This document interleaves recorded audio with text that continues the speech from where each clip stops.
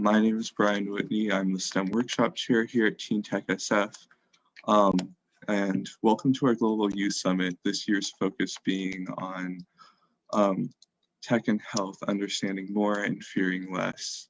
I just introduced myself, but if you're unfamiliar with TeenTechSF, who we are and what we do, I'd like to give an introduction to that as well. TeenTechSF is a teen-run nonprofit with the mission of equal access to tech for all teens, because diversity fuels innovation. TeenTechSF since launch has connected over 2,000 teens to tech mentors and civic entrepreneurs in STEM workshops, civic hackathons, other events such as the Global Youth Summit, which we're all at today. And so we're so glad that all of you are here. We're so glad to have such a global audience, not just with our speakers, which are coming from all around the world, but also from the attendees who are joining us. I noticed that many of you are signing up from Canada, the UK, India, France, the UAE. So it's really, we're really a global audience here too. So we're really excited about that. And so that's enough of an introduction into the TeenTechSF Global Youth Summit and who we are as an organization. So now I'd like to pass it off to Daniel Pan, who is our TeenTechSF STEM Workshop Vice Chair calling in from Taiwan. Okay, thank you, Brian, for the introduction. So, hello everyone, my name is Daniel and I joined TeenTechSF about a year ago. I'm now the TeenTechSF STEM Workshop Vice Chair. And as Brian mentioned, I'm actually speaking from Taiwan. It's 1 o'clock in the morning here. And I moved from the Bay Area to Taiwan back in June because of the COVID pandemic. Okay, so a little bit about my experience and my role. The first thing I do is I call during midnights to attend meetings, whether it be monthly meetings or hosting workshops or attending like big events, such as the Civic Hackathon or the Global Youth Summit. And that might sound really crazy, but I do believe that this might sound a little bit cliche, but as long as you put in the work to adopt with the new normal, you can make anything happen anywhere. So the second thing I do is I help monitor workshop leaders.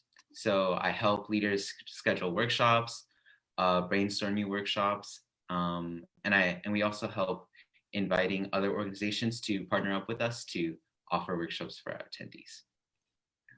The third and the most important thing I do is creating workshops. If you have attended one of the summer workshop or one of the workshop series, you might know that I'm in charge of the Tinkercad 3D printing workshop, which was in the summer workshop series and in the fall workshop series, and also the web development workshop, which was in the fall workshop series.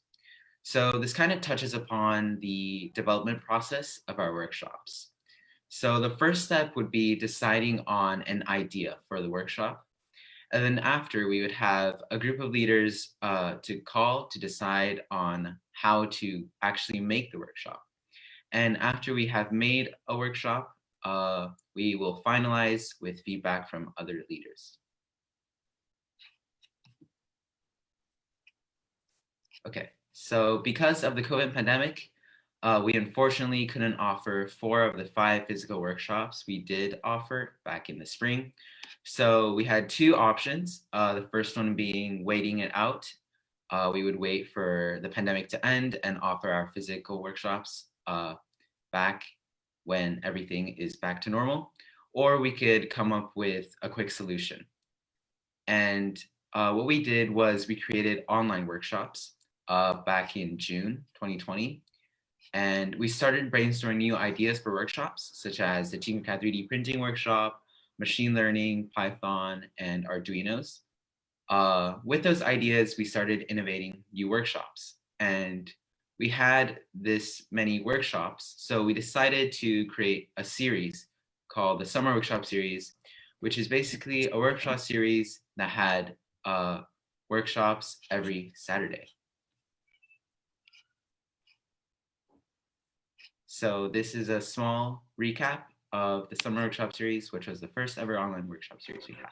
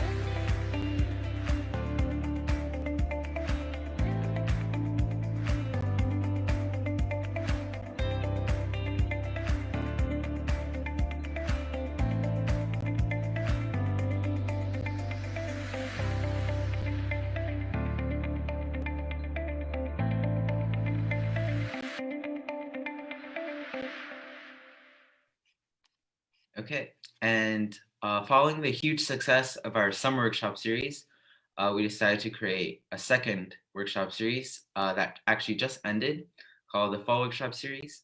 We had new additions such as animation, app design, and the one I mentioned before, web design with JavaScript. So that was it for my part. I'll hand it back to Brian to introduce our keynote speaker. Thank you so much, Daniel. And as Daniel mentioned, he joined the TeenTechSF leadership team just a year ago. And if you're interested in doing the same and joining our leadership team, I believe I put the form in the chat. Hopefully that's the right form for you to fill out if you're interested in joining our leadership team, which will also go out to you in a follow-up email after this event. Now we'd like to turn our attention over to our keynote speaker, Luis Valentin-Alvarado. Luis received his Bachelor's of Science in Microbiology and Chemistry from the University of Puerto Rico at Humacao in 2016. He worked at the Woods Hole Oceanographic Institution, Massachusetts Institute of Technology, and University of Bergen before starting a Ph.D. at UC Berkeley. Luis is currently a Ph.D. candidate in the Department of Plant and Microbial Biology. His Ph.D. thesis aims to advance the science and technology of genome editing by discovering and harnessing. And something that I found really fascinating when I heard about Luis is that when he was younger, he didn't actually think about becoming a scientist, let alone a scientist at UC Berkeley. And he actually used Pokemon to help him remember the different CRISPR segments. And I'm sure Luis will expand more on his journey to coming to where he is today in his keynote himself. But yeah, he's going to be talking a lot about CRISPR and gene editing technology and the positive impact that his work has with everything going on. So before I steal too much of his thunder, I'd like to turn our attention to our keynote, Luis Valentin-Alvarado. Thank you so much for that intro, Alison. Right. Let me share my screen.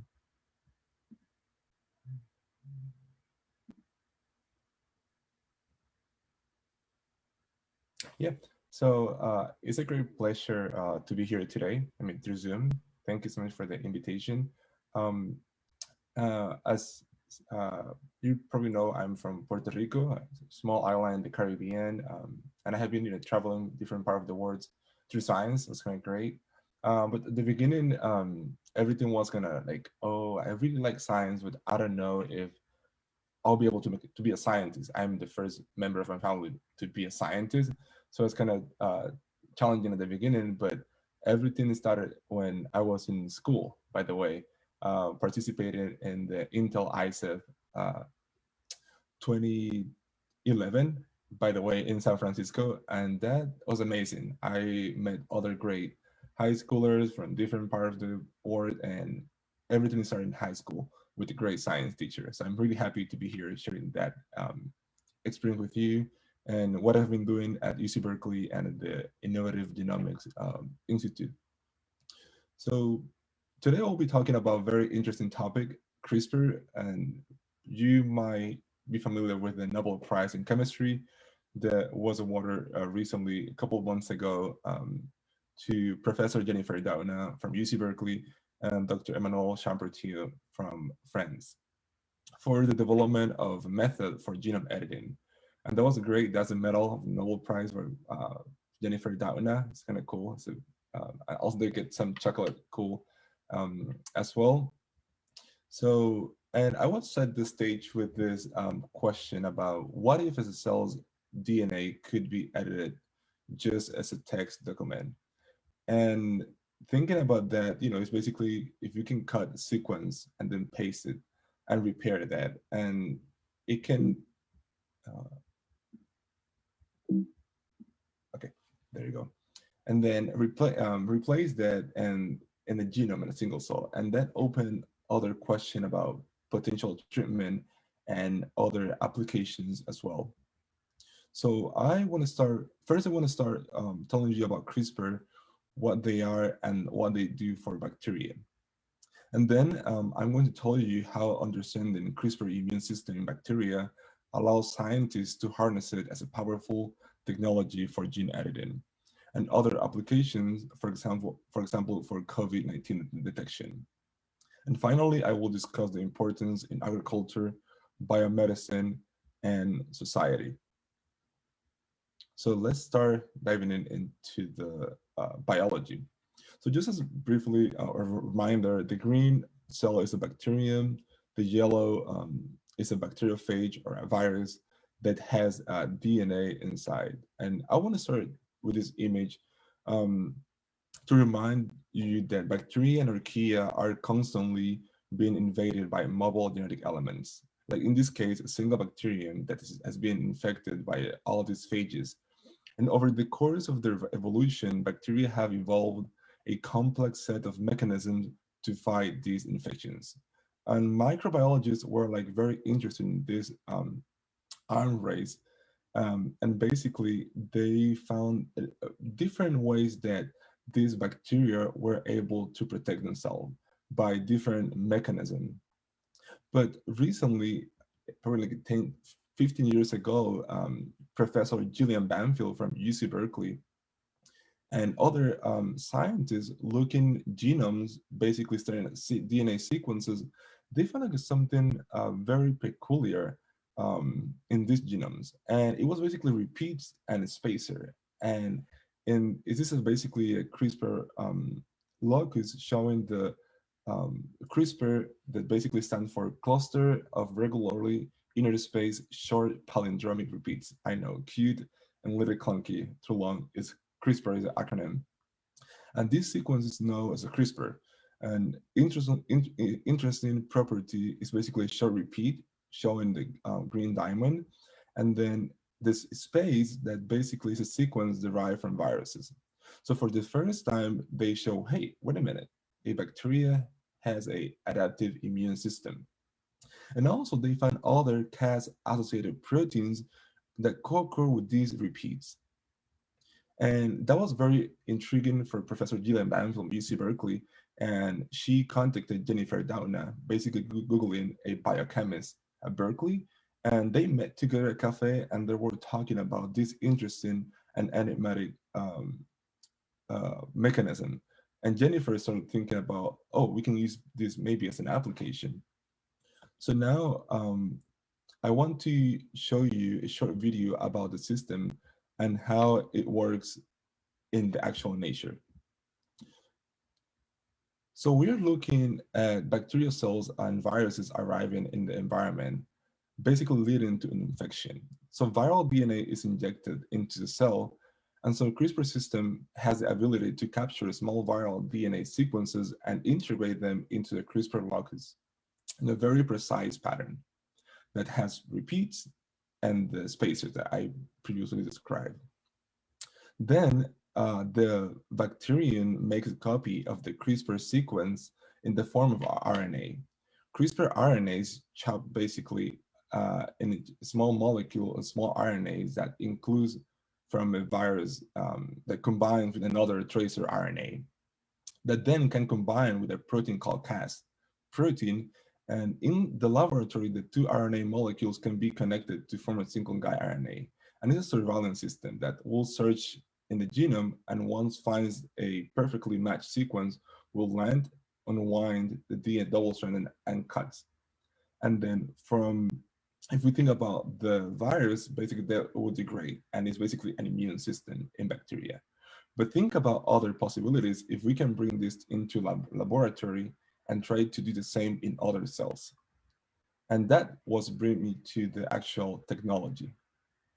This basically is a 3D printed model that shows the Cas9 protein in white holding onto its orange guiding RNA molecule and interacting with the DNA double helix. The great thing about this protein, it is very easy to change the sequence of the guide RNA that is in orange, and then you can do it for all sorts of research. By changing the RNA sequence in the system, we can direct the protein to interact with any sequence interested in cutting. But you might be thinking like, that sounds cool, but what that has to do with gene editing and COVID detection?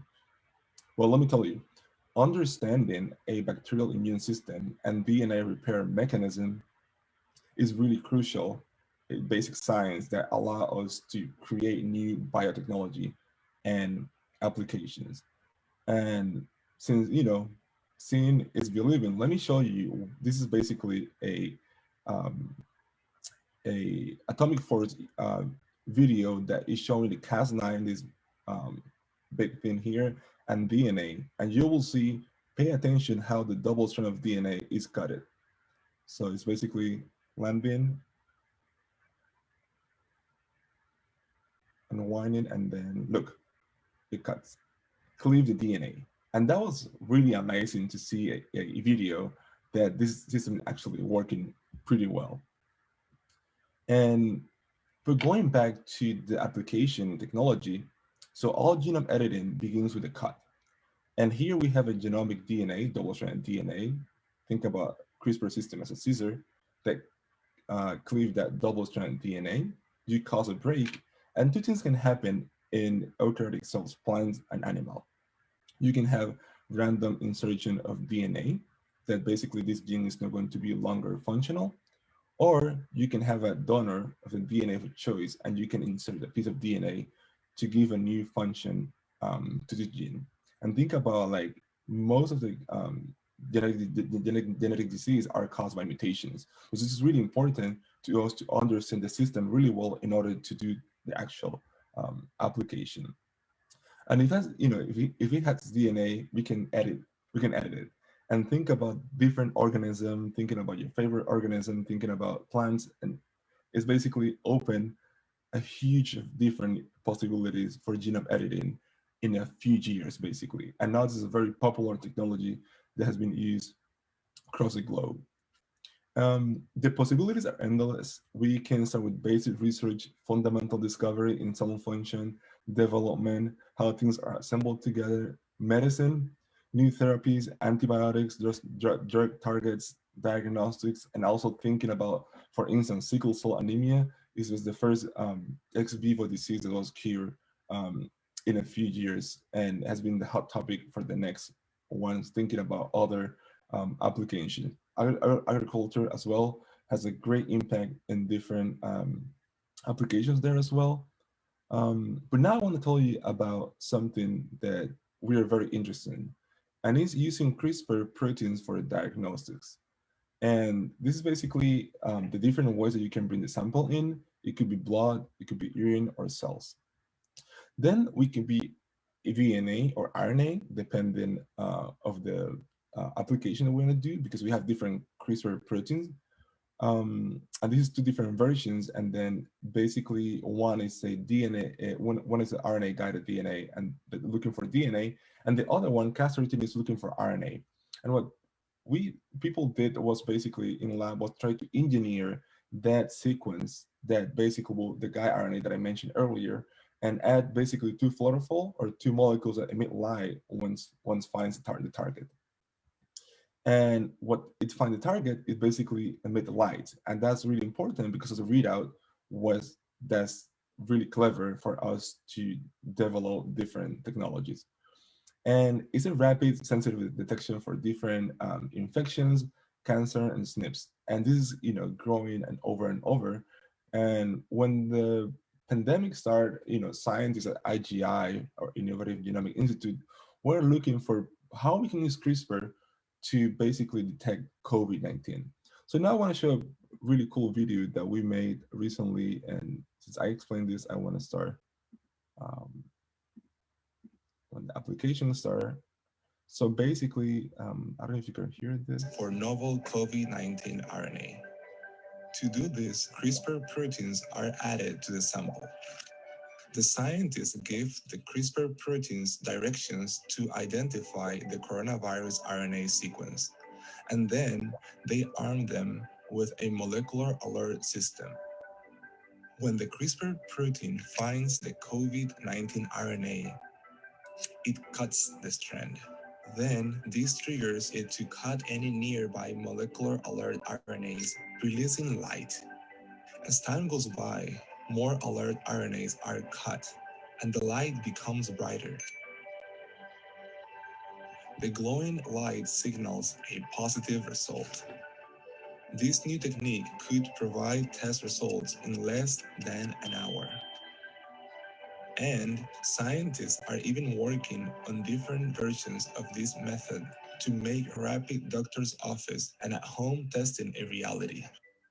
Using this fast and inexpensive approach could let us detect a lot of other viruses too. The future of viral diagnostics is bright.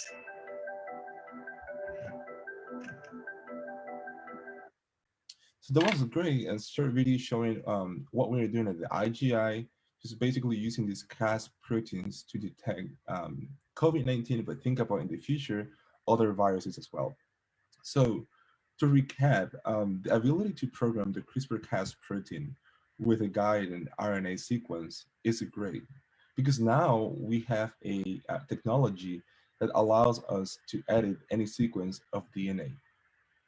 And those are few of the applications are happening now. And the next year will be amazing to see other discoveries, but also applications as well in biomedicine, agriculture, and other areas as well. So now let's talk about the ethics behind, because this is really important for me as a scientist, because this is great, right? I just told you about an amazing technology that can edit any sequence of DNA of a given organism. That's terrific. However, we have to think ways that to make the best of the technology. So this was discovered in 2012. So we still need to understand better in order to go further to human application in human, because that's really that we care about, thinking about ethical issues with genome editing. And Professor Jennifer Doudna and many others have been thinking in different ways that they can, get together and then think about how we can implement this technology without causing any harm to the human race. And this has implication in public engagement, ethics and responsible use, policy, law and regulation, and socioeconomic implications. And if you want to know more, there is always this annually conference called CRISPRCon that scientists get together and try to show the data, but also trying to think about all these different aspects that are involved in the society. And one of the most important thing is the germline editing. This is basically an egg cell that has been injected with the guide RNA or CRISPR system to edit a given DNA's gene sequence. And this is great, right? This is amazing, but we are not there yet. We want first to understand very well the system in order to do these great applications. And talking germ cells, sperm, eggs, and early embryos, making changes into those cells that can be transmitted to future generations. And this can happen in any animal, including us. And that's we are.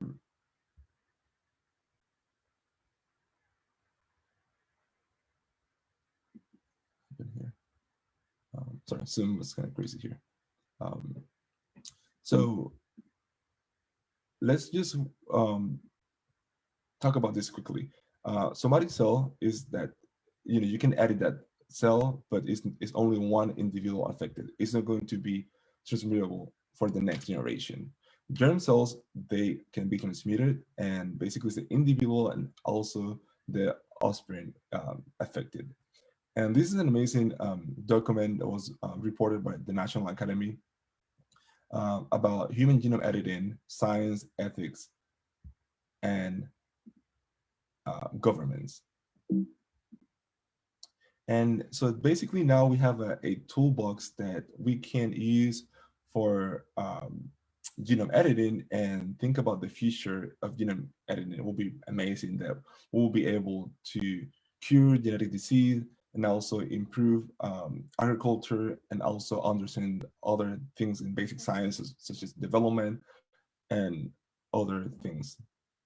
And thinking about superheroes is something that if you watch Jessica Jones season 2, they showed science paper talking about CRISPR. So I invite you to watch that season, and they talk about CRISPR. So it's kind of cool what they did.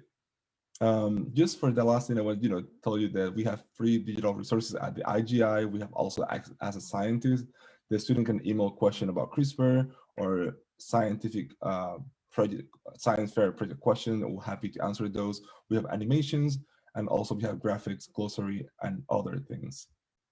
So yeah, with that, I want to thank the IGI or Innovative Genomic Institute, my laboratory, and friends and colleagues as well. So thank you.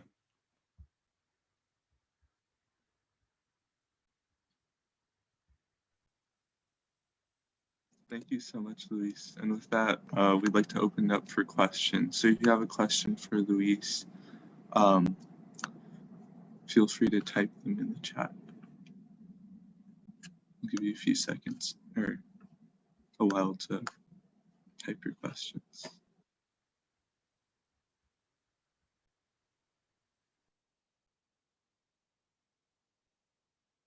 So I guess I can start. I'm curious. I mean, gene editing and CRISPR seems extremely exciting, but what made you decide to go down this path specifically? Or were there like other areas of microbiology or science you were interested in but decided not to go down instead?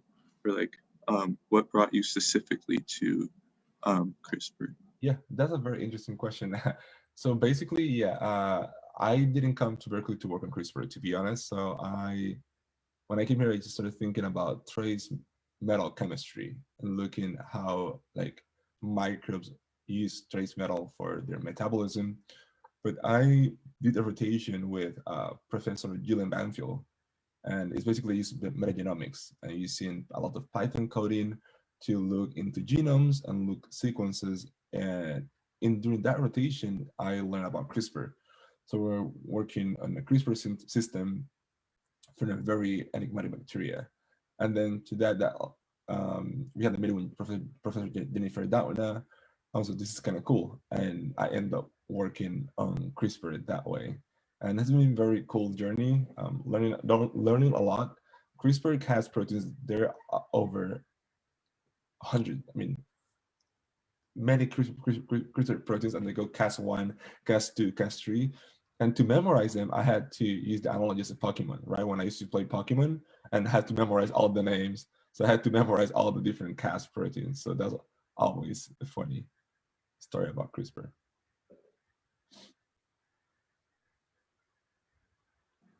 Okay, I see questions coming in the chat. So the first one is there a place or I would like to know if there's a place for reading more about CRISPR. Yes, for sure. Yeah, if you go to the www.innovativegenomics.org, it's the IGI where I work, and we have plenty of resources. We have videos, all the videos that I showed here, they're available there, and also a glossary and other great things as well. So you can go there. I think I got the right website. The next question in the chat is Python or R better for analyzing genome data? Oh, that's a very interesting question. Depending. So I use a lot of Python, but I use R for stats.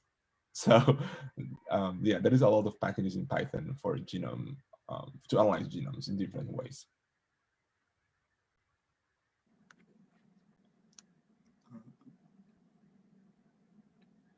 Is CRISPR being used on people right now?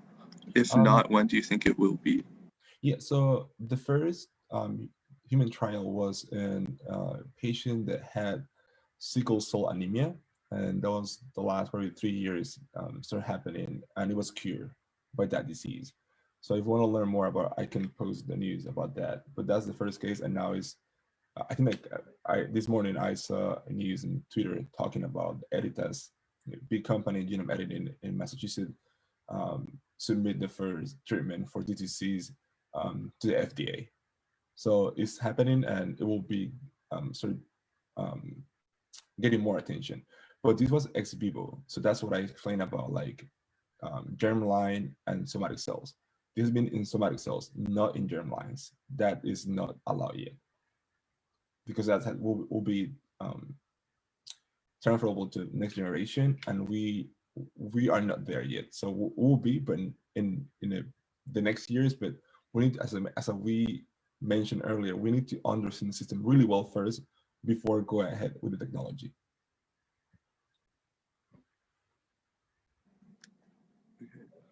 What concerns do you have for the use of CRISPR in healthcare to give some genetic quote unquote advantages, someone asks? Yeah, so one of the things that I'm worried about CRISPR is that it's a powerful technology for good, but also it could be for bad things, as other technologies, right? It can happen with other technologies, because thinking about healthcare, that now we thinking about two possibilities, right? We have a great system for the good of things, but also now think about if we find a gene that is involved in the IQ or the intelligence or faster athlete. So we need to think about to control that, and then work with healthcare to get advantage into that. But it will become in the next 10 years. Those conversations are happening now, the ethic behind. But yeah, it will be a great implication, and it will be an important conversation in healthcare and also policymakers as well. Okay, there was one question which I skipped, which was, can CRISPR be used to create cells? CRISPR can be used to basically edit any sequence of DNA. So you can use CRISPR, let's say if you want to make cell better, then you can use CRISPR, right? Like think about genes. If these genes encode for all the components of a cell, you can basically shut down that process to show that you don't want to finish this cell development of the cell development, or you can enhance the activity if it's mutated. So to create cells that otherwise you can create cells. So CRISPR is really good doing like repair, like when you have a typo, right, and you want to fix that, copy and paste. That's what CRISPR does. We can erase and we can replace with a new DNA sequence.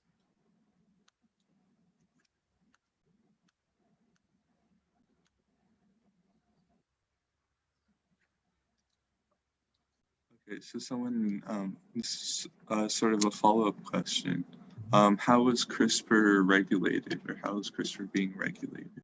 Regulated by, you mean like biologically or by the government? I didn't ask the question, okay. But you can say both. Yeah, so biologically is basically if the bacterium cell is lucky enough to have a CRISPR system, right? And then when the phage is infected, there is regulated by different processes. It could be by translation, transcription. There are different processes inside the cell that can regulate that pathway. But what triggers CRISPR is basically a phage. In ethic, or like the government is basically regulated by this document that I just mentioned, the Human Genome Editing doc that was compiled by the National Academy, and there is regulations there how you can use. CRISPR can be used for research. That's the most important part. You can buy CRISPR on Amazon and use it for yourself. That's not allowed, but you can use it for research.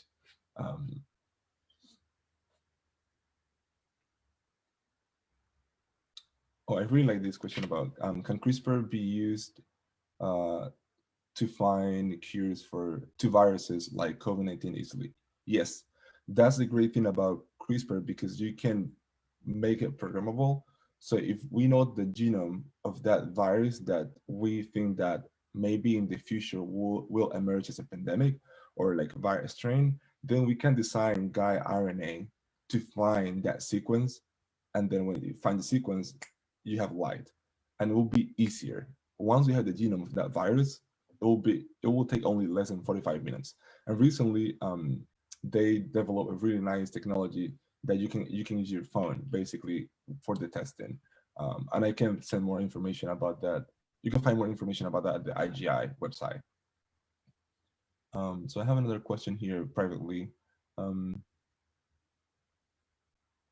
Some of the COVID-19 vaccines use RNA sequences to code for antidotes in the human body. Can CRISPR be used to isolate the RNA for the spike protein from COVID-19? Yes, CRISPR can be used to find the sequence of the spike protein, but it has to be at the RNA, at the DNA level, right? Or RNA. So since COVID-19 is an RNA virus, we have to use a different version of Cas protein that will find a RNA sequence and then emit the light.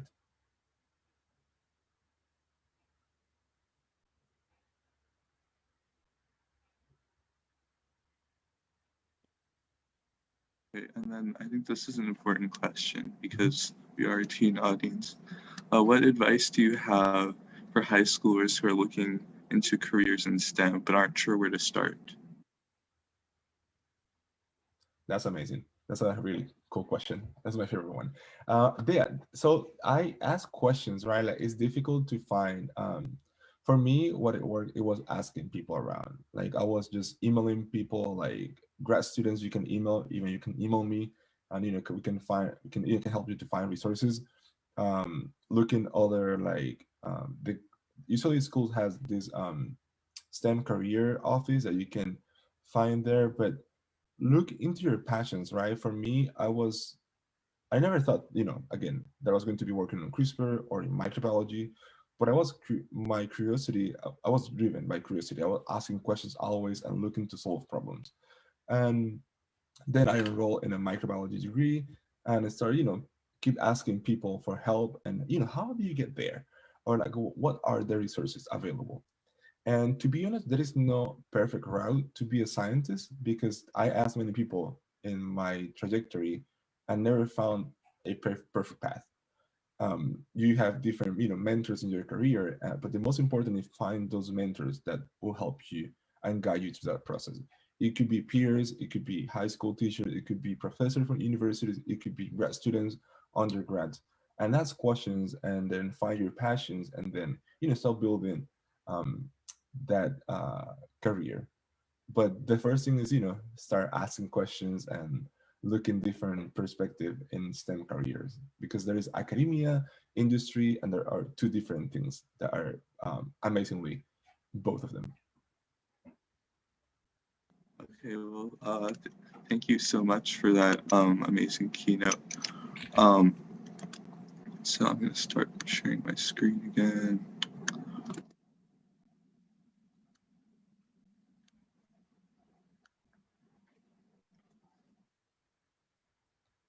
So, ¿quiere continuar la conversación con Luis?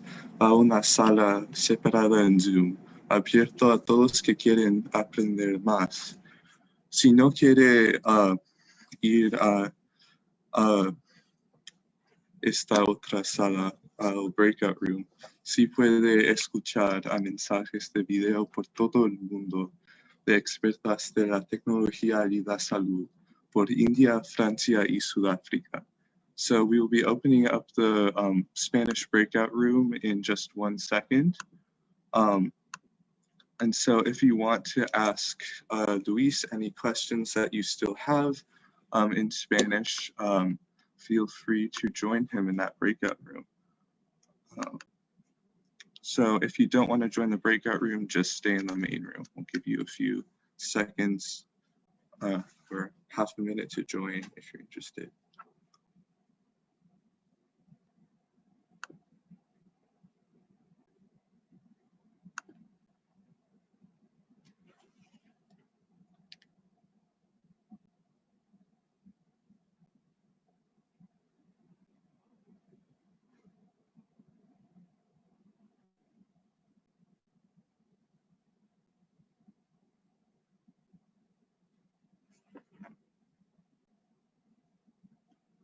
Okay, Luis, I think the breakout room opened, so if you want to click the button, join the people in there.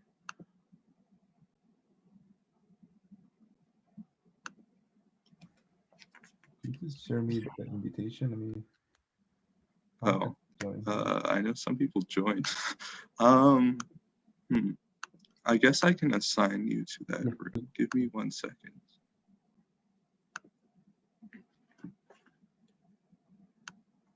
Let's see here.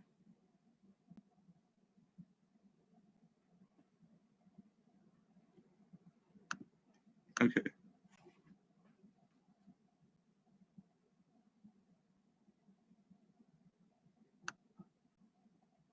Cool, so Luis is in the other breakout room. If you want to join him, you should see an option. Click to join the breakout room, as people are saying in the chat.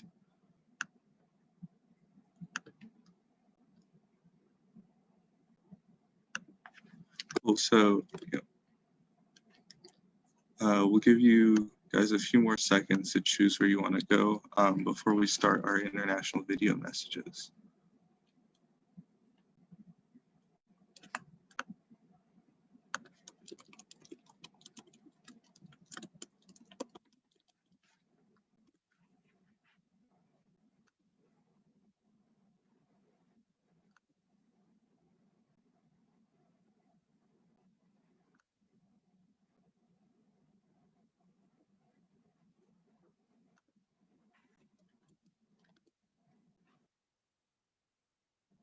Okay, if your Zoom hasn't updated, can you just type the words breakout room in the chat, and then I can assign you to the room, and then we can get started with the video messages.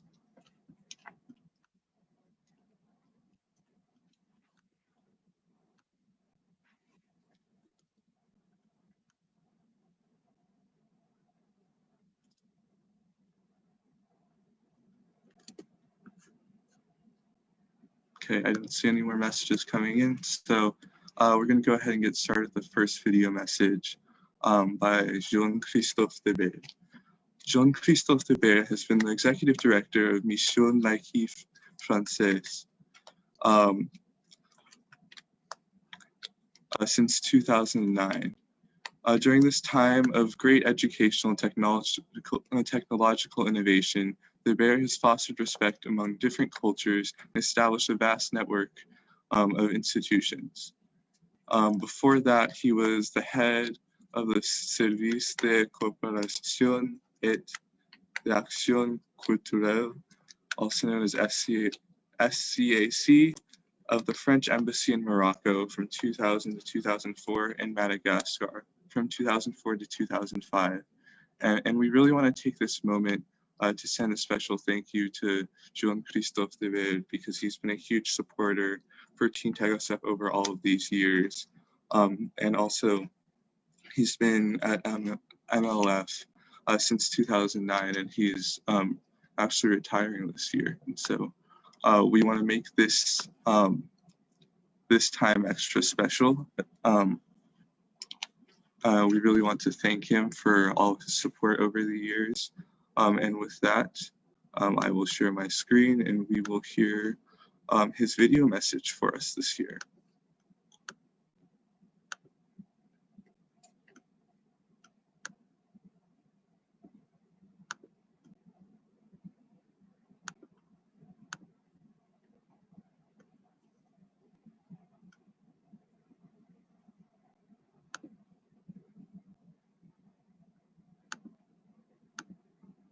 Let me know if you can hear the sound.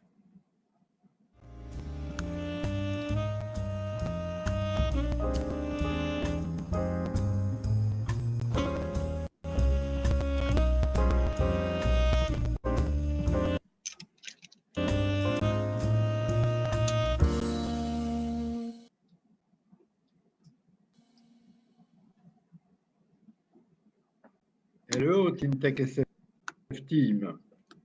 I am very honored to be welcomed for your annual meeting. It is amazing to see from MLF how your organization has been growing these past years. It is due to your commitment and your common vision of digital uses and artificial intelligence. But it is due also to the leadership of my friend, Marc Robert, who is a very, very close friend of Mission Laïque Française. I remember him for the first time when I met him in his school in San Francisco. He was, of course, a very good student, but I could guess that he was more than that. So passionate, so attention to others, to his teachers, getting the best from all things he could get in this school, that I could imagine that he would be a very good leader, and he is. In French now. Nous vivons un moment extrêmement difficile, partout. À la fois à cause de la pandémie,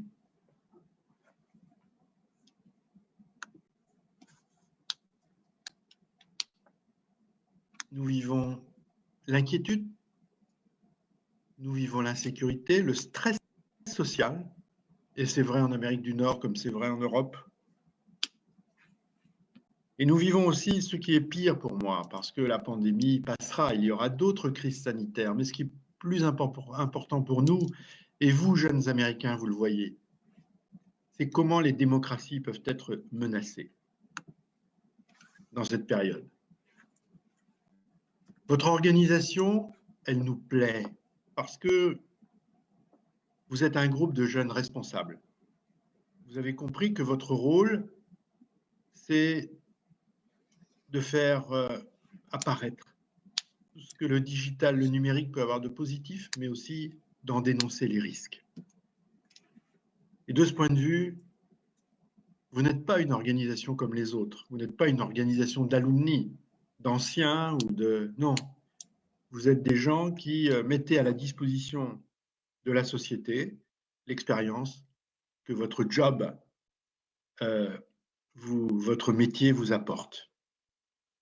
Et nous, Français, nous avons besoin de ça. Nous avons besoin de cet esprit qui est si vif en Amérique du Nord, où la société sait s'organiser, faire valoir des principes, faire valoir une vision des choses, partager avec sa communauté. Aussi, au moment où vous allez entreprendre vos débats, je vous dirai merci. Je dis thank you to Mark for his fidelity. And in conclusion, I would like you, as TeenTechSF, to sign a convention, a cooperation with Mission Laïque Française. We are raising up a digital committee for us inside a scientific one. And it would be great if TeenTechSF accept to be partner to this committee. Good luck for your ritual meeting. Thank you for your fidelity again. And see you soon, TeenTechSF. We love you.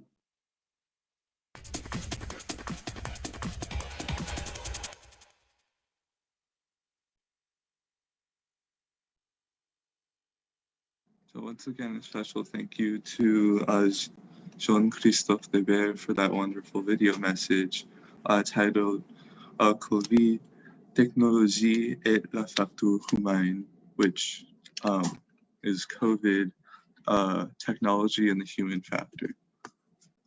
And so the next video message we have is from a doctor from India. His name is Dr. Raman Krishnan, who's a professor of psychology at the Savitha Medical College in India, teaching both practice and research. He's also a senior consultant psychiatrist at Apollo Specialty Hospitals. And so he's going to be talking about technology in the medical industry.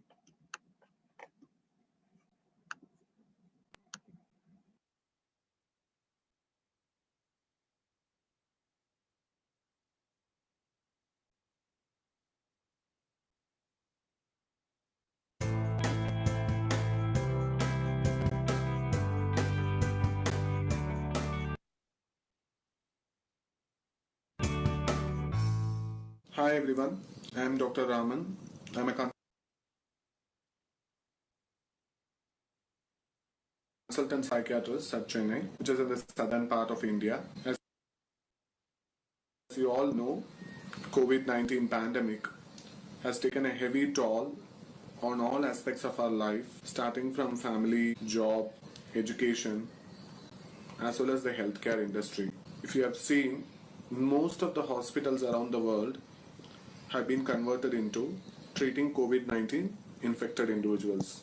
But this has affected the care of non-COVID patients, even in accessing for their regular follow-up or getting their medications, particularly for those with chronic illnesses such as diabetes, hypertension, cancer patients, and those with mental illnesses.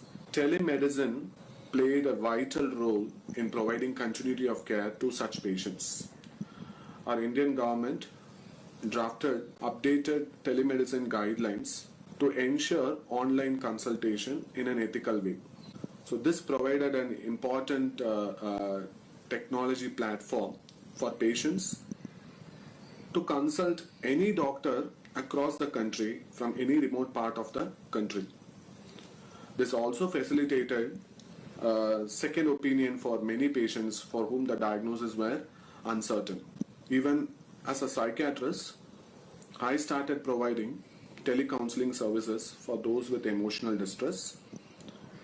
From the institution where I'm attached to, we provided telephonic counseling to all patients who were infected with COVID-19 infection. Our institution also had a portal through which the patient could communicate to the consultant psychiatrist, particularly when they are anxious, when they are depressed, when they felt very isolated, or when they are having sleep disturbances. So such is the importance of telecounseling and telepsychiatry. If you see the statistics, there has been a huge increase in the number of applications developed during this COVID pandemic, particularly related to healthcare industry, online consultations, and online pharmacies. But over time, patients started expressing that they are finding it very difficult to consult through online because they felt that it did not equate to in-person consultation. As in-person consultation in psychiatry is important because non-verbal communication, gesturing of the patient,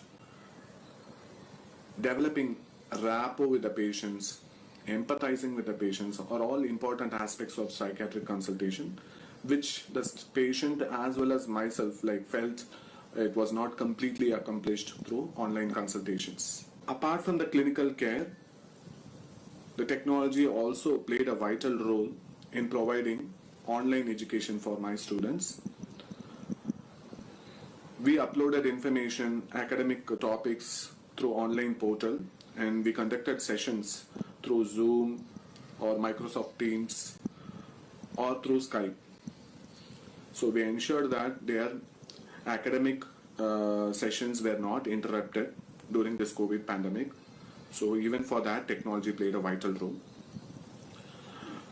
We are proud to say that our institution conducted the first national level online child psychiatric quiz, which was well received by the students and which would not be possible without the help of technology. Again, I would like to reiterate that on the research front, so we were able to assess the psychosocial impact of COVID pandemic on various populations such as students who are studying from home, people who are working from home, elderly population, pregnant women. So all these populations were severely upset or distressed due to this pandemic. So we were able to assess their mental health impact through research questionnaires which were circulated through. Although I say technology has a lot of advantages, still there was a huge disadvantage associated with it as well. We started noticing there were a lot of people who started experiencing depression, anxiety, sleeplessness, loneliness and boredom due to prolonged lockdown.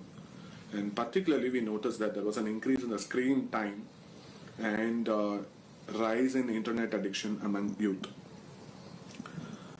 So having said that, although technology improved connectivity and continuity, still it could not replace in-person human interaction and socialization. Thank you so much. Stay positive in terms of your thinking and stay negative from COVID.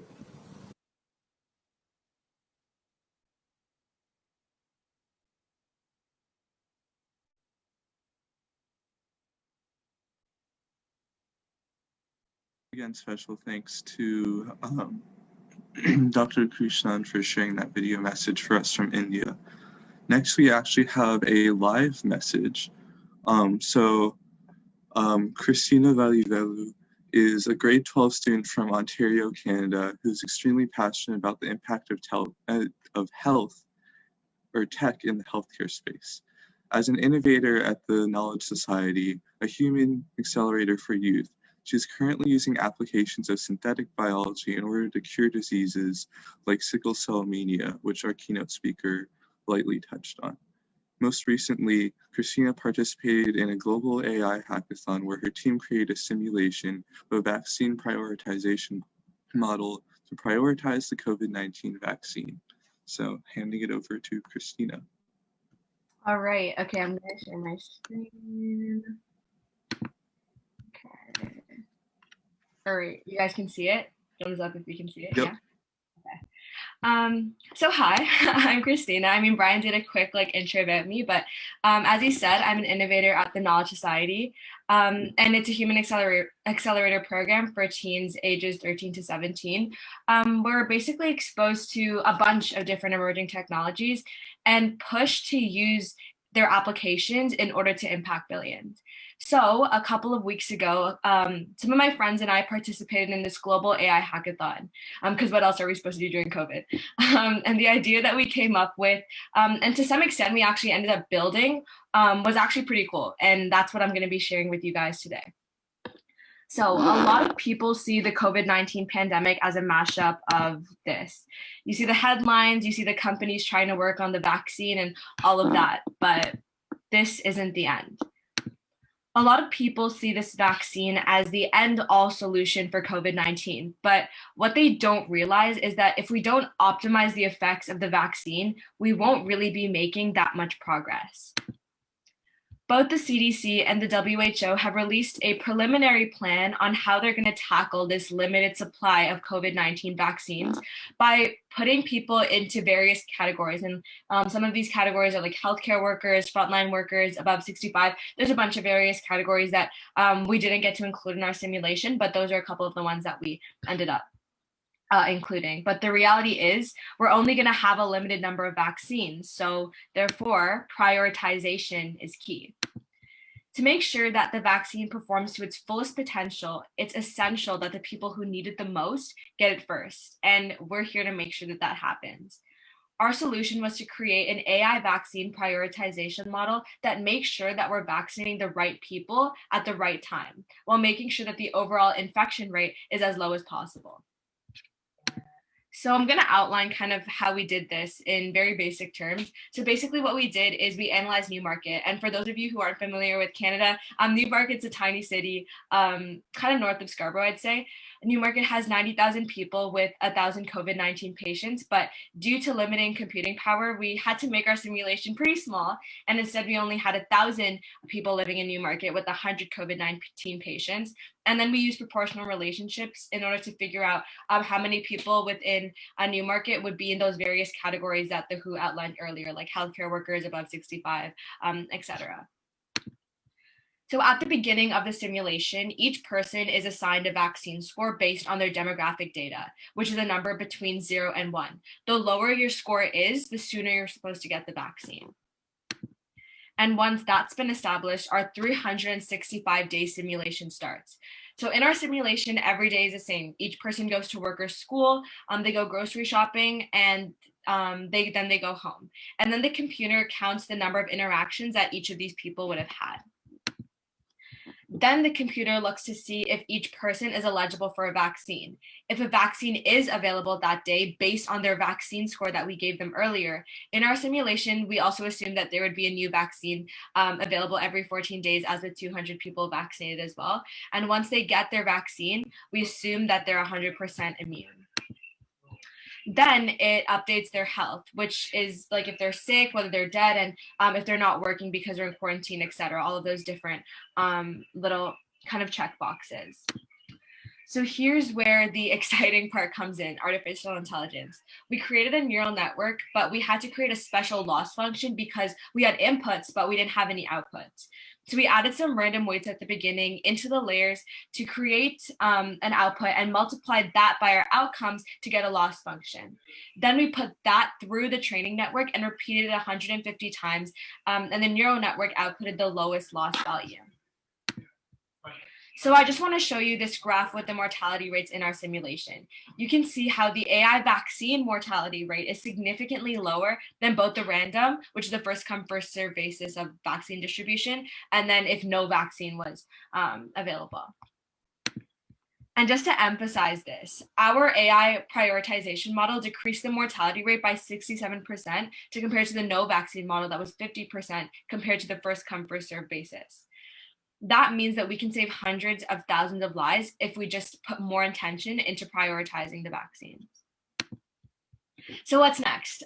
This approach can be scaled up significantly to take into account more interactions and become a more accurate simulation because, as I mentioned before, we did make some kind of assumptions at the beginning. But this approach actually would work for any distribution of a limited resource. Overall, this technology has so many applications in the healthcare field, and I'm so excited to see them outweigh. And more important than its technical potential, this model has the potential to save, again, hundreds of thousands of lives worldwide. And each of these lives are, again, someone's brother and mother and uncle, which means to be honest, it's an algorithm of hope.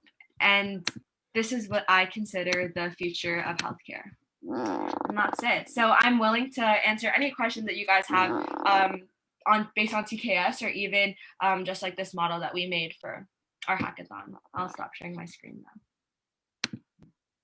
Okay.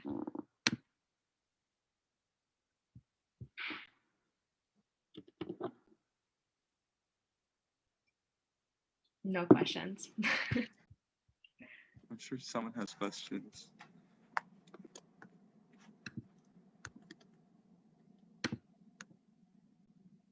How many in our simulation didn't take the vaccine?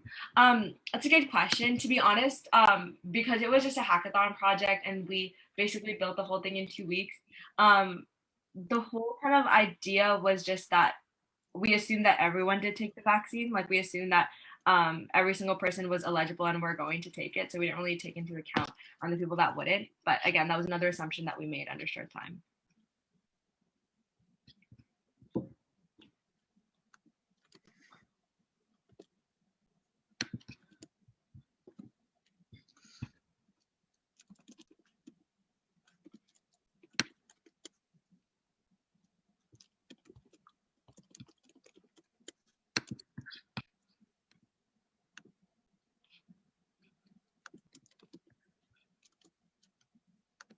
It's cool if we don't have any questions. That means that it's okay.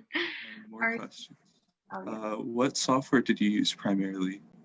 So we used, I believe we used, well, we coded it in Python, and then I think we used PyTorch, but I could be wrong because I think that's what we did. Again, I wasn't the builder, I was the pitcher, and we had like a developer on our team that was the one that basically coded the entire thing. But yeah, so that's what I believe that we did. I have some other questions. Are you working on improving the AI to make it more effective? That's a good question.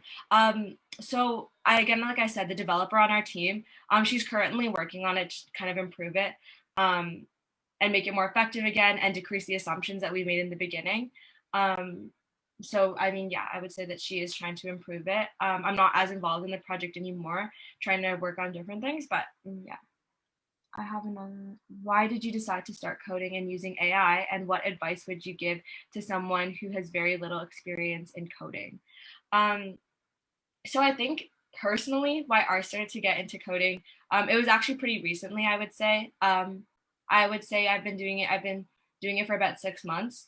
And the reason why I did is mainly because of TKS and how technology is the future. And I realized that if I have this kind of ability to code, I can build so many things on my own. And like that whole like little power that it gave me kind of inspired me to like keep going and to create more projects. But what advice would I give to someone who has very little experience in coding? I would say just like figure it out and like keep going and like looking into courses. One of my favorite courses is the Code Academy course on Python. That's the one that I did to learn. But I would just say, like, if you have little experience, like just try building it, figure it out, and definitely go and ask people when you need it. I think that's also super important. How many people worked on the program? So it was a team of 5 of us. Would the vaccines be a pickup thing or would they be delivered? So we assumed that it would be the same process that's kind of happening right now in Canada. It would be that you go to either your doctor or you go to like a local like pharmacy and you go and get the vaccine there. So that was kind of what we assumed as well. May you elaborate on the program you're in? Of course, TKS. I'll put it in the chat as well after I'm done. So again, as I said, it's a human accelerator program.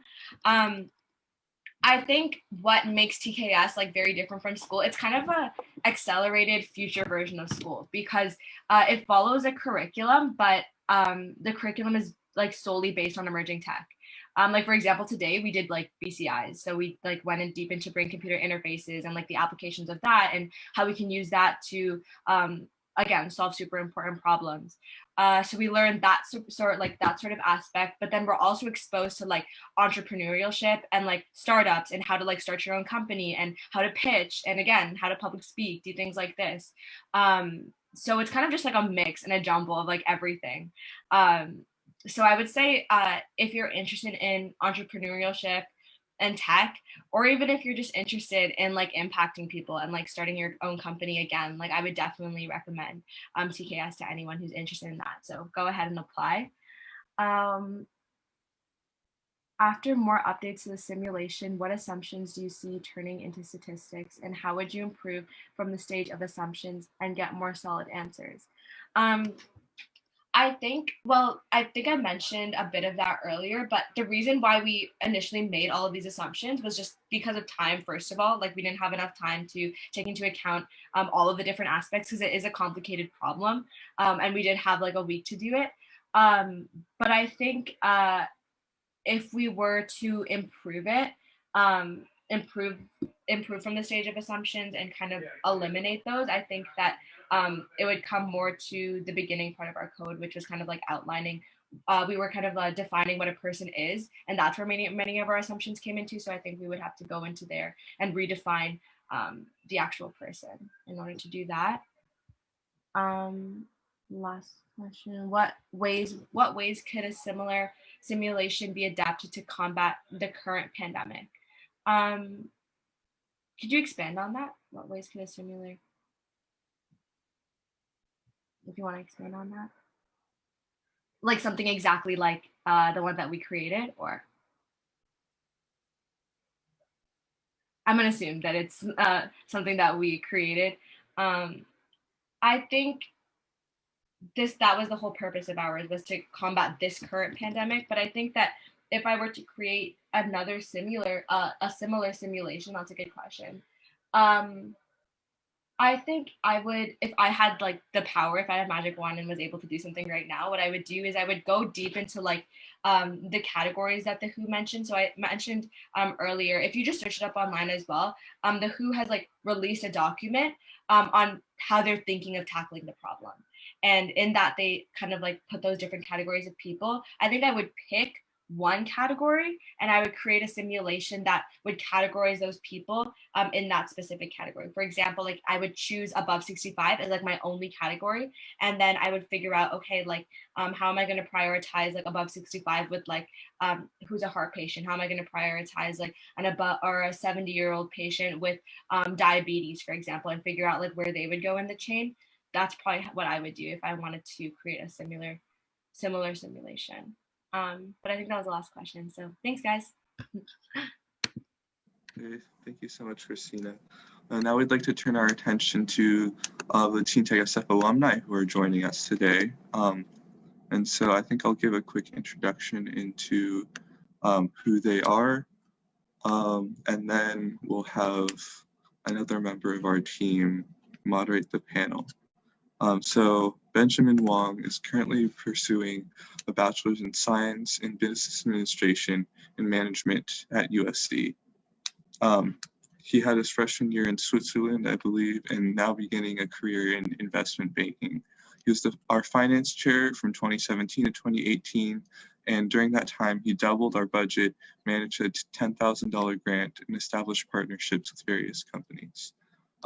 Next, there's Michelle Chung, who's a junior at UC Berkeley pursuing a computer science major.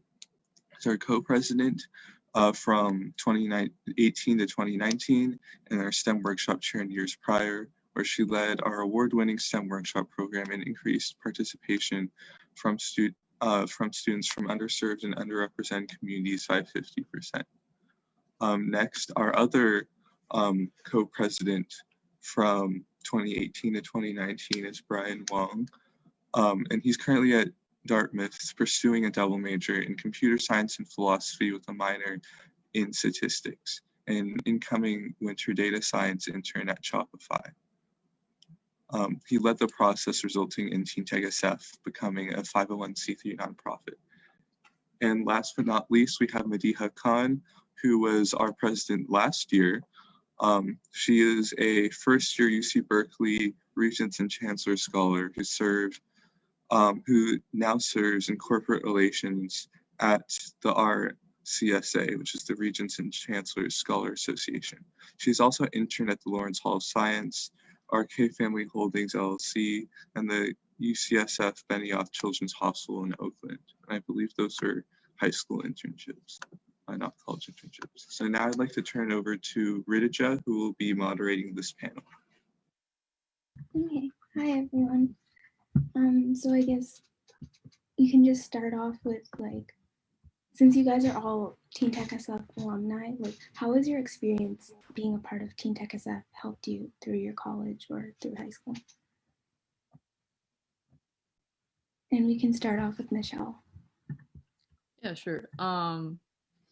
TeenTechSF, I guess, has helped me with like different like leadership opportunities I've gone in college. And it's just like equipped me with the different skills that I probably wouldn't have had if I hadn't joined, like event planning, and just like general leadership skills and teaching skills. And like teaching has really helped me like transfer over to the teaching I've done in like intro CS classes at school. So yeah.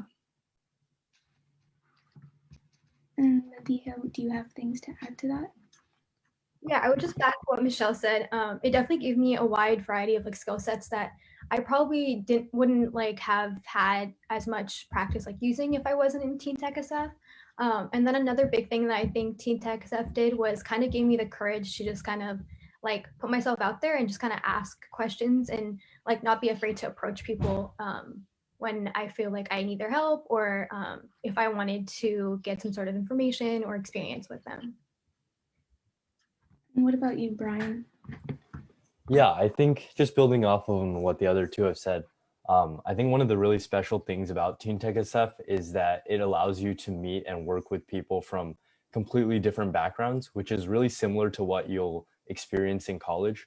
I think oftentimes people at your high school are of similar socioeconomic backgrounds and of relatively similar demographics, at least in my high school. So TeenTechSF really gave me the unique opportunity to collaborate with different kinds of students from all walks of life, which really helped me before entering college.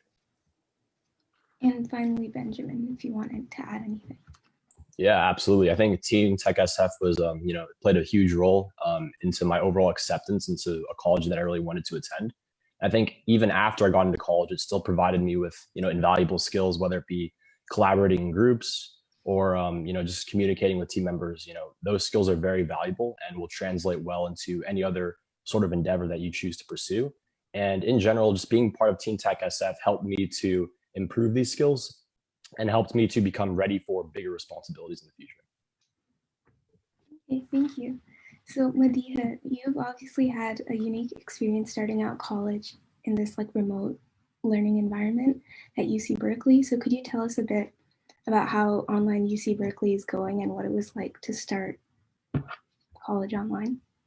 Yeah, I think a lot of freshmen, like their first year is usually difficult because they're like transitioning from like their high school coursework to like a college course work, which for most students is usually difficult. But like for me, what I noticed that was most difficult was more of the transition of like being online versus in person. Mostly because I feel like I'm a very like hands-on learner. I like to like study in groups. I like to talk with people, things like that. So it's been a unique experience, but I would say it's been difficult as well. I feel like the classes are really well organized, but in terms of, getting the most out of like if I'm actually learning, it's been a little bit difficult just not having, being in person and things like that. But I think that for me, it's kind of a way to kind of like a good way to bring change into your schedule and perspective on things. Because in high school, I was definitely the type of student who just loved being outside most of the time. So I went to school, extracurriculars after school, work, and I wouldn't be at home very often. I used to study in the library, like in cafes, outside and stuff like that. And then transitioning to just being like at home all the time online. And I have a big family too, so it's a little distracting. But I would say that it gives you a different perspective on how to like change. Now I like try to use any like spare time that I would have been like out volunteering and using for extracurriculars, just kind of like taking walks around my neighborhood, spending more time with my family, things like that. So there's definitely some plus sides to it, but also some cons to it too. Okay, so now I want to talk a bit. I know a lot of you guys have had internships, so I was wondering if all of you guys could describe what internships you had, like what did you work on, and like how you got your internship. So I guess we can start with Ben. Yeah, absolutely. So after freshman year, I was able to intern with a hedge fund advisory firm in New York called Axia. And so as an intern, I was primarily working on creating a contact sheet for the investment due diligence team. And I was also creating a few Excel simulations to help calculate the net asset value of the company's portfolios.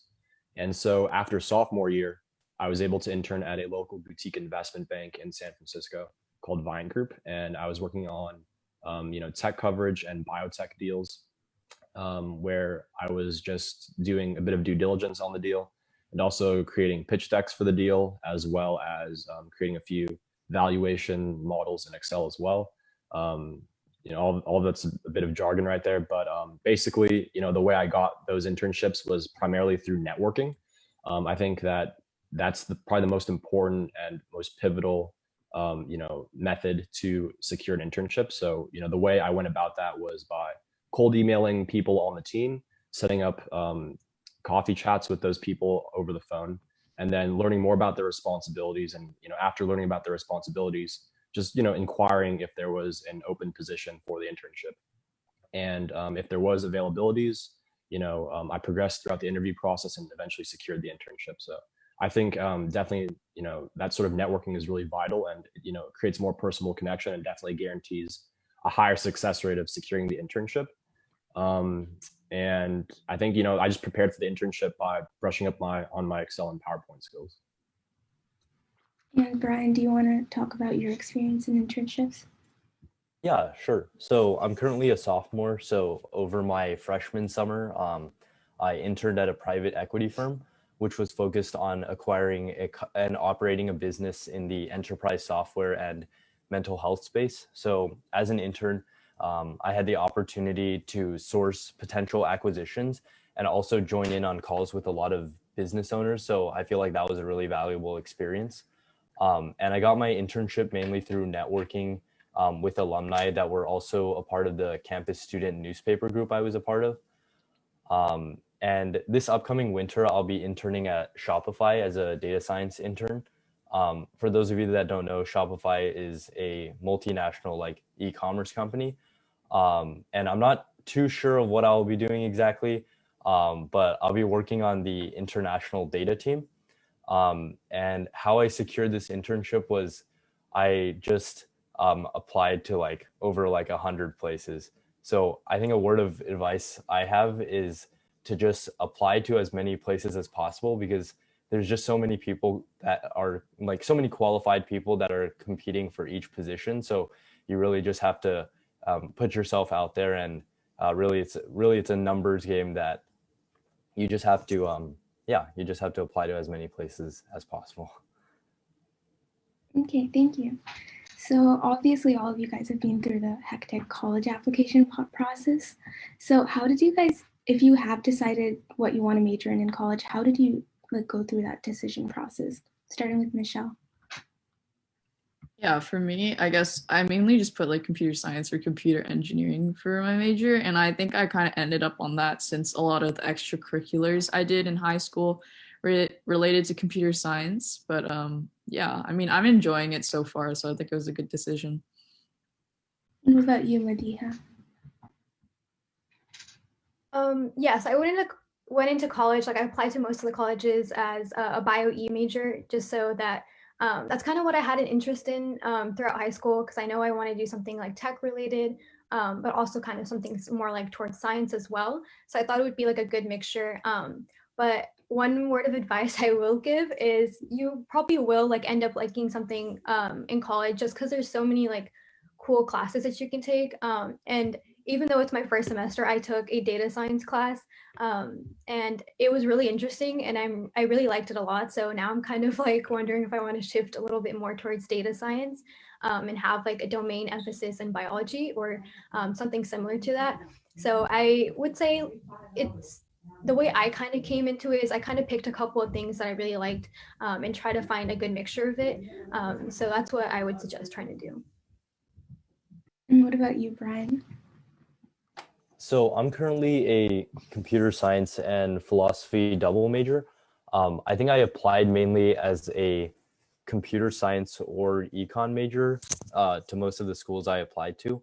And I think one of the great things about Dartmouth is that it really like allows you to take courses in whatever you want, and we only have to decide on our major in our second year.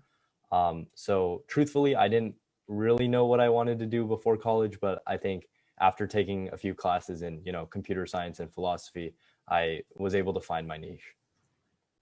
And finally, Ben. Yeah, so from a very young age, I've always had like a really keen interest in finance, and so that's what really sort of guided me to major in business in college. And so I think most people do have some sort of like innate interest in a specific field, but like if you don't, I think it's really important to use high school as an exploratory phase to try out new things. Obviously, like being involved in certain extracurricular activities is really helpful. I think being in TeenTechSF really reaffirmed my interest in finance, and also just like attending like summer camps or anything like that is also like really beneficial as well. I participated in a case competition at Haas with my guy Brian Wang over there. So I think that really also reaffirmed my interest in business, and just having those numerous experiences to try out new things and sort of test throughout your passion or interest in a specific field is very helpful. Okay, thank you. And finally, to wrap this all up, do you guys have any advice for people who are currently applying or planning to apply in the future for college? And we can start with Madiha. I would definitely just say, in terms of applying to college, just kind of like make a list of any school that you could possibly see yourself at, and just apply. I know that like if you have the ability to apply to all of them, I would say just do it, because I feel like you don't want to have this like regret later on down the road saying like, oh, I really wanted to go to this school, but I didn't have like the time to apply or whatever. So I definitely think that if you have like all the things you need, whether it's financially or that's just in time, to just apply. And if it's like in terms of financial needs, a lot of schools do offer fee waivers. So I wouldn't if you really do want to apply to a school, I would say don't limit yourself. Definitely try reaching out to the school and explain to them that this is a school you would really want to go to, and ask them if they would possibly waive the fee, because I know that a lot of schools do that, and it is a big barrier for a lot of students who don't end up like applying to schools because of the fee waivers.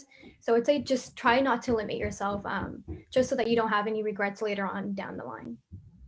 Okay, thank you. And then next, Michelle, do you have anything to add?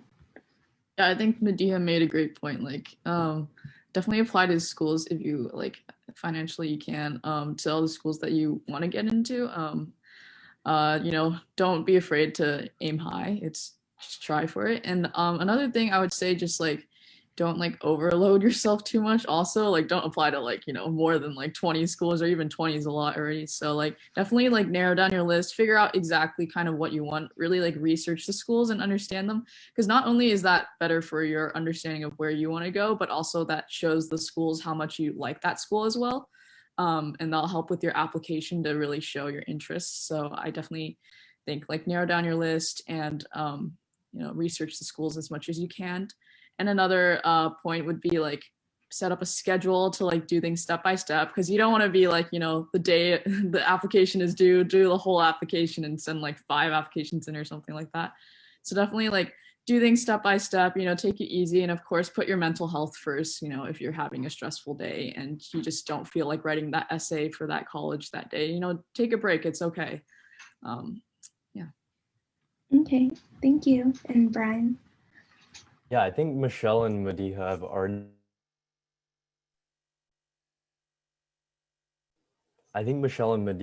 already made all like the points about applying that I was gonna make. So one of the things that I wanted to say was like, although it's really important for you to like work hard in your senior year and like apply to all these colleges, also just try to enjoy your senior year. Like I think like looking back, I wish I spent like a little more time with my friends, and also just having more like life experiences in my senior year rather than being over focused on college applications.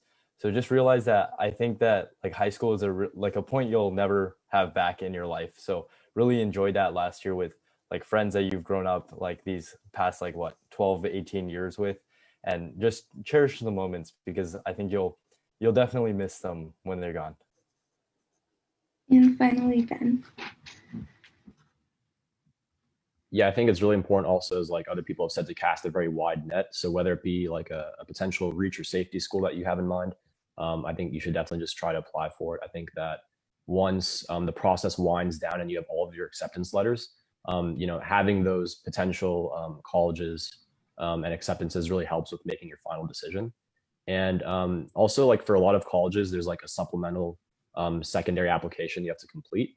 And so for those, I'd really stress to try to make the application as personable and unique and just kind of tailor it to the specific college you're applying to, because that will really impress, the application readers. And, that definitely improves your chances of getting into that school by making that connection. Okay, thank you so much to all of the alumni, and I'm going to pass it back to Brian. Okay, perfect. Thank you, Ridija, and thank you, alumni, for joining us for that panel. Now we'd like to showcase the winners for the TeenTechSF Civic Hackathon of 2020. The theme was COVID and community, and we had, I believe we had over 20 teams create solutions in over a weekend for topics such as COVID-19 tracking and tracing masks, improving or increasing youth engagement or civic engagement. And there were lots of other prompts that we gave, and we're really proud of the results that our participants were able to come up with. So I believe if Spencer and Leon, you guys are ready to start presenting. Spencer and Leon were our winners, our first place winners for the 2020 Civic Hackathon, and I'd like to let them take it away. All right, thank you so much. I'm just gonna share my screen. It's okay. Do you guys see this? Yep. All right, cool. So thank you for letting us present to these people. My name is Spencer. This is my partner, Leon. And our project was Decrypt, which was an AI emotion interpreter. Okay, so emotion is a fundamental component in all of our daily interactions, from every single encounter, from like even waving to someone on the street to a one-on-one interview with your boss. We'll always call upon a person's emotional sense. But this sense is significantly dulled by certain disorders such as autism or Asperger's. And this year, even normal people are having some trouble identifying emotions due to the lack of physical interactions due to the pandemic. Emotional misinterpretation, just like this, can often lead to spoiled relationships, opportunities, and overall lives, right? So, additionally, current treatments to these disorders do not guarantee concrete results very easily, and we will talk about that later in the slides. So as of 2015, 15% or 31 million people are affected by some sort of emotional disorder in the US alone. And this is something we have to, we want to help this problem. So as you see here, this trend is only for autism. And from 1975 to 2009, the probability of autism increased from 1 in 5,000 to 1 in 110. And you can see here that this is a massive growth and it doesn't seem to be slowing down. And that means that this is a serious problem that we need to address. Introducing our solution, Decrypt, an extremely versatile program that can be used in a multitude of places for daily use, helping those affected notice and interpret emotions. Oops. All right, so we use a combination of OpenCV, Python, Keras, and TensorFlow to build this project. As you can see on the left-hand side, our model will annotate the inputted video, drawing a box around the detected face, and then writing the identified emotion on the top left corner. So here's a demo of like a video we found on YouTube. And as you can see, it can display a wide variety of emotion.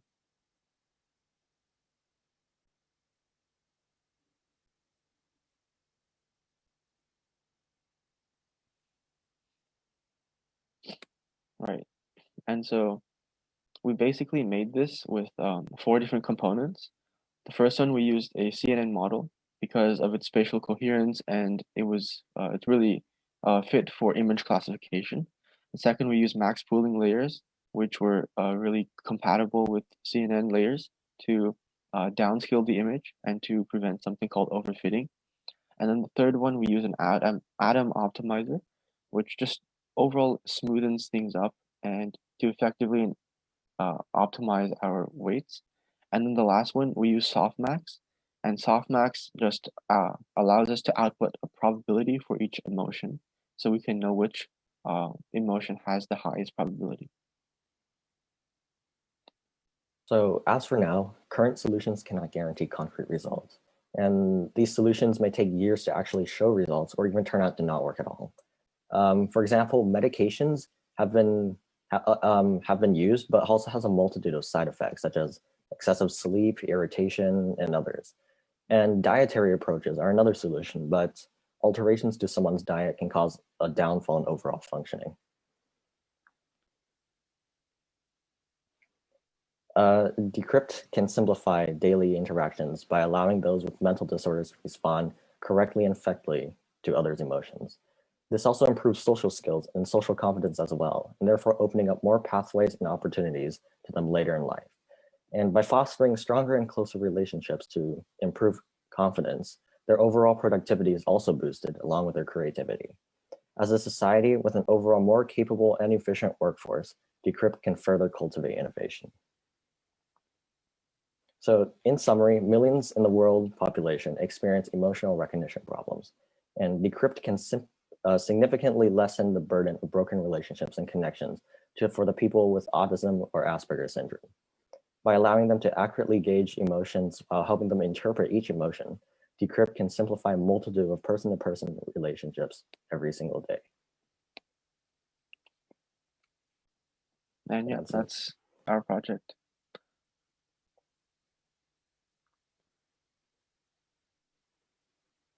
So much, Team Decrypt. Now we'd like to turn our attention to another team that was within the top 5 at the Civic Hackathon, which was Team Virtue School.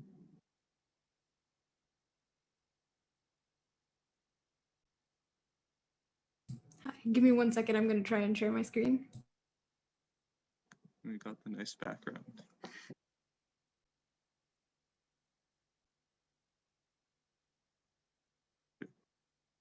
Can you guys see this okay? Okay. I'm going to try and grab my partner so that we can start.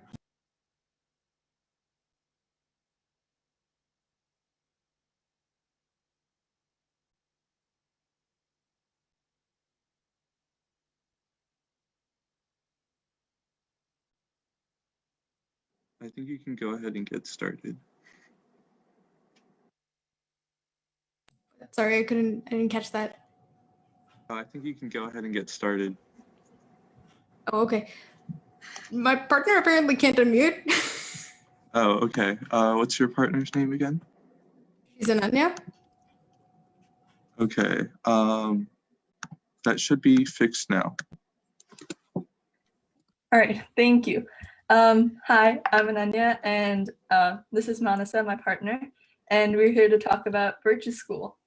So right now, the software we use for school is Schoology, and it is also the main reason we hate online school.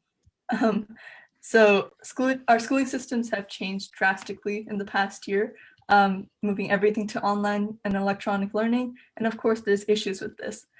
The platform our school uses has many problems, such as major bugs in the system, throwing our learning experience off their tracks. Especially in these times, we must become more aware of how to make the system easier and how to make it more accessible to everyone and help guide everyone who needs it. These errors are just a few of the things that make school bad, and we've collected them and from both students and teachers, and we've tried to fix them, and that's what Virtue School is. So we currently have an about page to inform people about the latest updates and more. And we have an entire dashboard set up along with an admin panel and classes. basically the admin panel is for the teachers and can create and delete classes with whichever students they want and can post updates.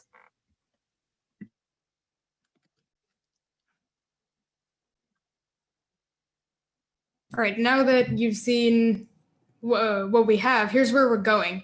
I'd like to announce that we finally have a Discord that you can join for all our latest updates. And we're trying to make it easier for our community to contribute to our code, and so that you guys can host it yourselves and try it out. Our goal is also not to like push our product on people, but rather to increase the standard in education software so that more softwares have to like do better to actually be accepted into schools. And our current next step that I'm working on right now is implementing our API system and module system so that people can easily build their own apps and integrate it with Virtual School.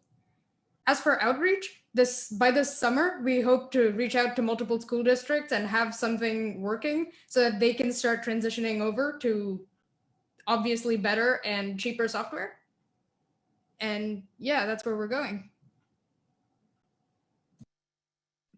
Thank you so much for having us here. It was an absolute pleasure to explain this project to you guys. Thank you.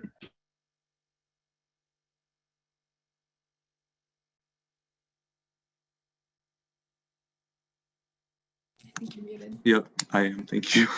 Well, thank you so much for that. The last team that we're having present at today's event is Team Anomaly. Hi there, this is Leia. Let's see if I can successfully share my screen. Can you see this? Yep. Okay, great. So, like I said, I'm Leia and I'm presenting for the app Anomaly. So first off, let's start with a bit of quick background information. Here's my disclaimer. I am not a hacker and nor am I extremely technologically inclined, but as I anxiously came into this project, I already expected to be the odd one out. I mean, going into a hackathon without any inclination or strong passion for coding, yeah, that's a bit unusual. However, TeenTech helped me to come into the event and feel welcome there. And I soon realized that this was a hidden superpower.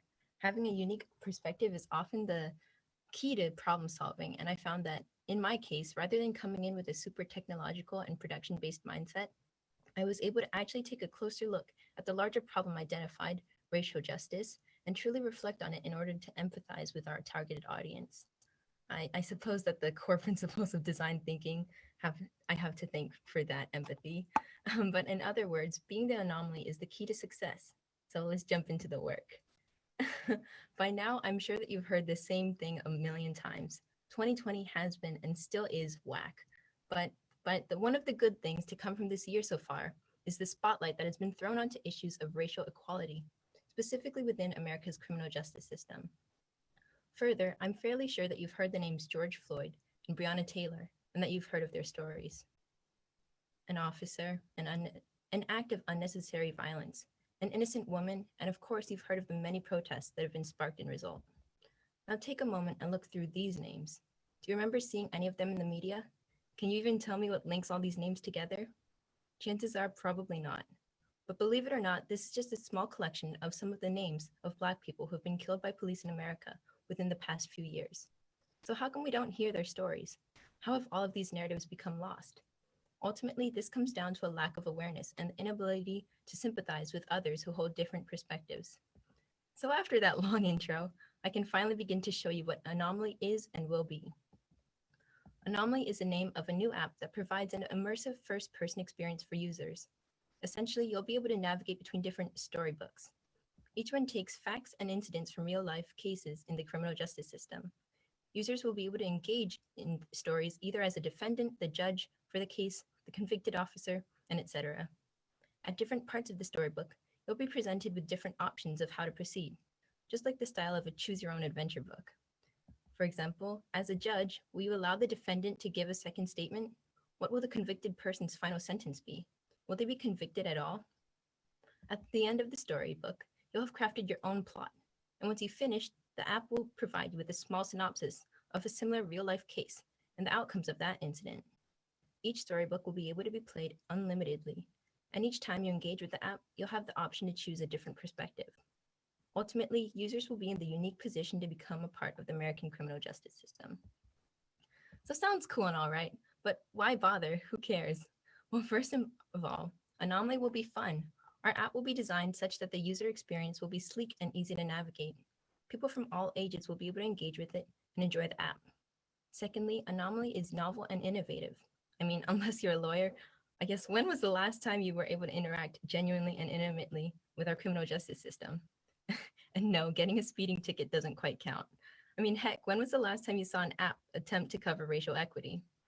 Next, thanks to the information that will be provided in each storybook, in the exposure to different steps of the judicial process, users will be learning a ton. In fact, Anomaly will prove to be just as useful inside of the classroom as it is outside.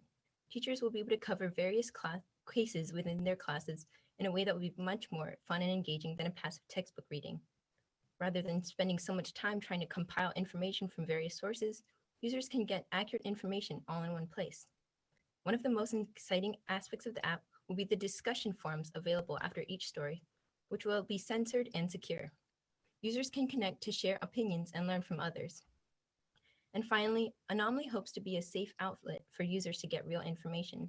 Sometimes finding genuine sources can be hard, especially like on the details and true happenings of different trials, but Anomaly will be as unbiased as possible as we strive to provide facts such that users can craft their own ideas and learn more about the judicial system.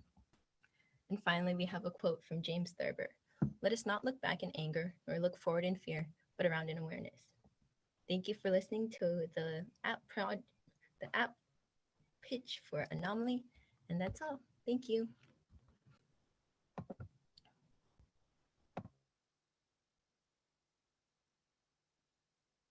Okay, thank you so much, Leah.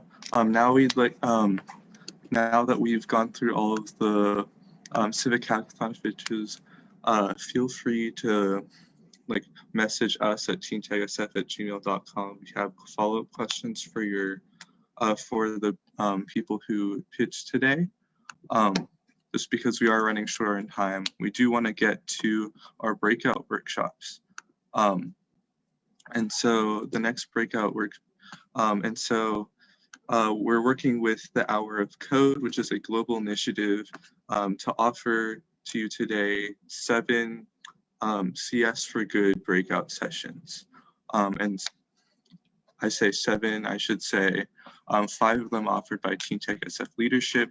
That would be COVID-19 data analysis, Pygame video game design, MIT App Inventor, programming Chrome extension.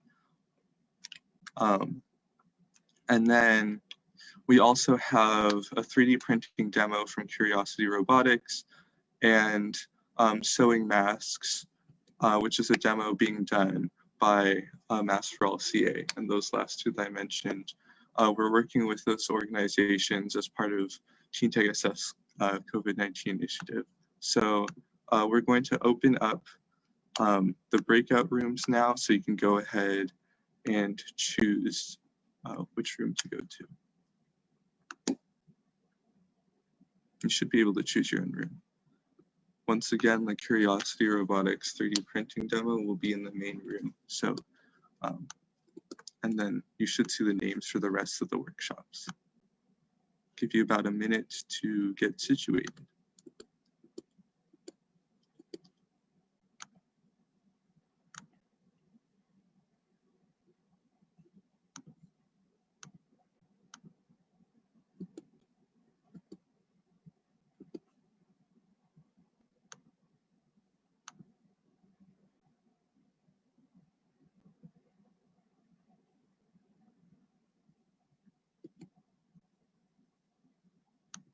Okay, and yeah, if you are having trouble choosing your own breakout room, type in the number for the room that you want to go to. Thank you to the people already doing that. I'll try and do that quickly.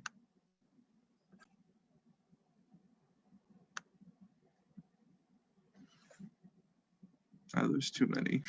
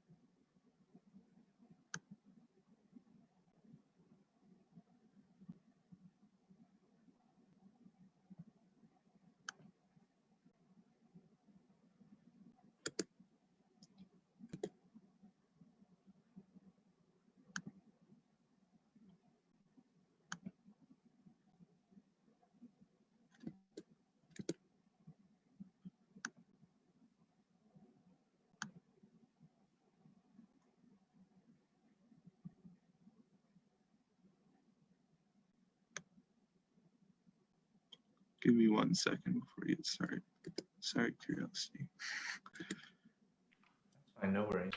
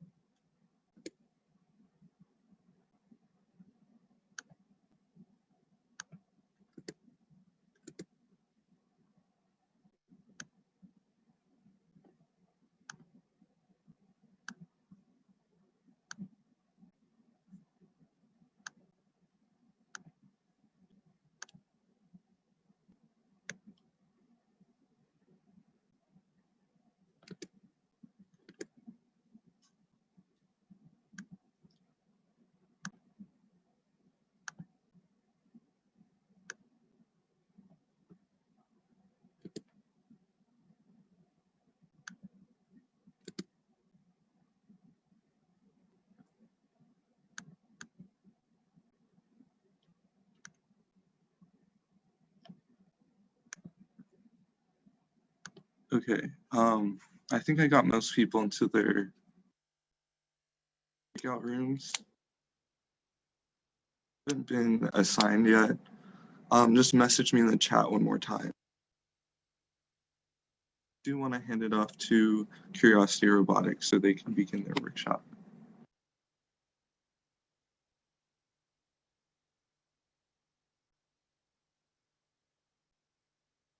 Okay, cool. I'll just share my screen then. You guys can see that? Awesome. All right, so hello, welcome to our workshop, which is an introduction to 3D printing. We're Curiosity Robotics, and I guess all three of us can introduce ourselves, and then I'll introduce the team. I'm Ethan Liang. I'm a sophomore at GUN, but I'm here because I'm a member of Curiosity. I'm Reed Dye. Yeah, I'm also a sophomore, and yeah, excited to teach this thing. I'm Arthur Balva. I'm a sophomore at Pali, and I'm on the build team for Curiosity. All right, so who are we? We're First Tech Challenge Team 12635. And so what's First Tech Challenge? It's a robotics competition that is put together by an organization called FIRST. And they have different levels of competition. And this is the most, like you can see in the bottom right, that's our image that's an image of our robot this year. And so we're given space constraints and have to accomplish a certain set of goals in the challenge. And so last year in the 2019 season, we were the NorCal champion and qualified for Worlds, which unfortunately was canceled. And so far this season, we are the holder of the world record currently. And so you can see on the bottom left an image of us last year, but probably more interestingly is a robot on the right. The top right is a render, a computer generated image, and the bottom right is an image of a robot. And so all the red parts you see on the robot are 3D printed. And so that's why we're here to present 3D printing, because it's such a powerful tool and can be applied so much. And so what are some applications of 3D printing? In the top right, you can see the intake of our robot, which is how we suck in the main element of the game this year, which are rings. And all the red parts you see, again, are 3D printed. You guys can see my mouse, right? Okay, let me put it on the pointer. And so this thing right here is 3D printed, and it's basically a two-in-one piece which acts as both an axle that turns, driven by this, also 3D printed timing pulley, but also holds these polycord rollers that will pull the ring in also. And so we're able to do these two things in one part because we've designed the part and 3D printed it. So 3D printing allows us to manufacture parts customly. But Also, something else we use 3D printing for on the bottom left are our face shields. Over the summer, we designed and printed our own face shields, donating them. We've donated over 5,000 so far. And so the red part is the frame of the face shield that goes on your head, and that's entirely 3D printed. And so that's what we use 3D printers for. And so just like to get a gauge of what you guys know or like how creative you guys are, what are some things you can think of that that could be 3D printed? Like you can leave it in the chat or just speak up.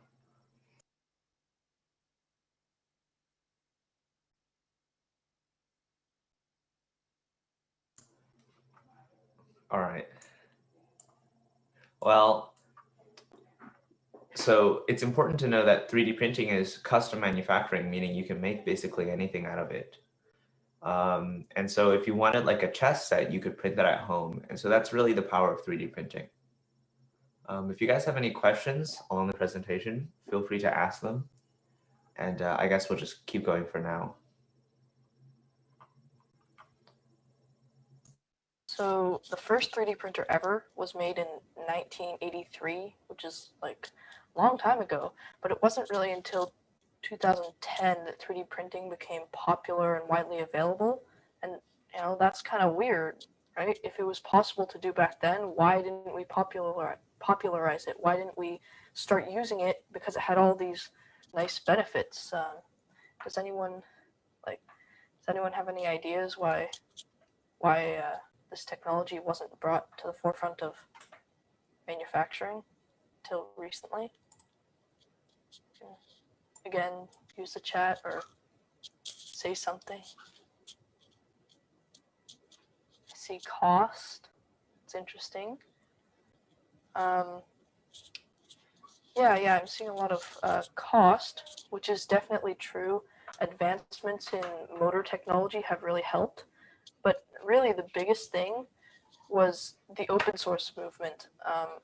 In 2010, open source hardware started, which is this big movement to create open source hardware. It's pretty self-descriptive. And also the RepRap movement, which was a movement of open source 3D printers. And in addition to this, a bunch of key patents related to 3D printing expired in 2010, which really helped boost common, desktop 3D printing. Open source basically means that everything is open and the designs are free, so you can look at the plans and make one yourself. So it's not like the manufacturer is going to be like, no, you can't copy our design. Anyone can copy the design. And this really helps development because it encourages sharing and fast feedback and just helps development go faster. So many 3D printers nowadays are kind of standing on the shoulders of the open source giants, such as the first open source RepRap 3D printer, Darwin, which you can see in the top right, and also many early designs such as the RAMPS mainboard, Marlin firmware, and some hot ends and heated beds, and we'll get to exactly what those mean soon. All right, so we kind of covered this already, but if there's one thing you take away today, it's that the beauty of 3D printing is that we can solve problems in a few hours right at home. So with a 3D printer, we can manufacture any part that we can design right there in front of us, and it only takes some time and some filament. And so it's the perfect tool for both makers and people who just want to make projects in general. Like if you want a custom part, the easiest way to get it is through a 3D printer. So let's dive into how these things work, right? It's a good question. They look pretty complicated, but they're really pretty simple when you get down to it. So 3D printing is a type of additive manufacturing, which just means it adds material instead of carving it away. And it uses that to make a 3D object. It's like a 3D pen, if you guys have used those. It squirts out hot molten plastic, and then if you control where the tip of that molten plastic is ejected, you can create a layer by layer structure that makes a 3D object. However, we need this to be very precise in order to create somewhat acceptable things from the 3D printer. So we use computer numerical control, also known as CNC. And this is just fancy talk for using a computer to control movement in space. So a key advancement, as I talked about earlier, was stepper motors, which are a type of motor that allows for very cheap and precise movement. So in order to print something, you generate commands for the printer from a 3D model, then feed those to the printer. And then the printer, has firmware and a board, right? It tells the motors how to move in order to create the 3D printed part. All right, so Reed touched base a little bit on what additive manufacturing is. But additive manufacturing is in essence the way that the 3D printer creates the object. So the 3D printer, it takes filament, which is basically just rolls of strings of plastic, and it feeds it through its nozzle. And the nozzle is really hot, usually around like 190 degrees Celsius. And so it melts this filament. And so you end up with liquid strands of plastic. And to create this 3D object, the printer will essentially slice the 3D model into super thin slices that it can print one layer of. And so it'll go around and print one layer, and then on top of that layer, it'll print the next one, and next, and next, and next, as you can see in that little GIF on the right. So this is pretty important because it's the basis of how 3D printing works. Does it make sense? If you have any questions, you can ask in the chat or out loud, of course. Okay. Awesome. Very smart bunch. So basically a recap, but the filament is basically the most important part of the printer because it's what makes the product, right? And so let's follow the process again. Sorry for the typo, but step one is you buy filament in spools, not spalls. And so on the top right, you can see an example of spools of filament. So filament is typically sold in strands, like Reed and Arthur touched on, and they're wrapped around in like big packages. Usually they're like 1 kilogram of plastic each. And then what you can do is what does happen is the filament is pushed by an extruder, and we'll get to what an extruder is later. But essentially that filament is pushed into a hot end. And so this image in the bottom right is an example of a hot end. This block of metal gets really hot, like Arthur said, 190, 200 degrees Celsius. And so when plastic is pushed through it, it melts basically right away. And then as you're pushing the plastic, it comes out the nozzle in a strand of plastic. And then like Reed said, you just move where that nozzle is around in order to make layers and then put layers on top of each other. Okay. Since it's so hot and sticky, why won't it stick to the board? That is a really good question. And so usually so we call it the bed because that is usually heated also. And so, advancements in 3D printing allows us to get better and better beds. Essentially, the bed is heated and it's in a special shape so that it has more surface area when it is warm. And then you print on it. And then when the bed cools down, it basically lets go of the part. It shrinks. And so it has less surface area. And then you can basically just pull the part off. And it's also, there's some, I don't know what the material is, but there's some coating on the bed that makes it less sticky for plastic also.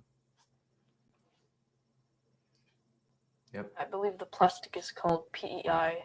I'm not going to try to pronounce the chemical name. Yeah.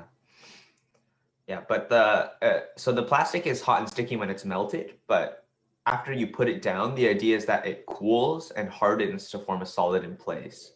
So like you melt it to be able to shape it, and then it hardens in that shape. That's the idea. And so, after you let your print cool, it won't be sticky. You can just pick it up and, use it. Okay, looks like we've got a question. How long did it take us to become comfortable with 3D printing? And advice on someone wanting to learn to use a 3D printer.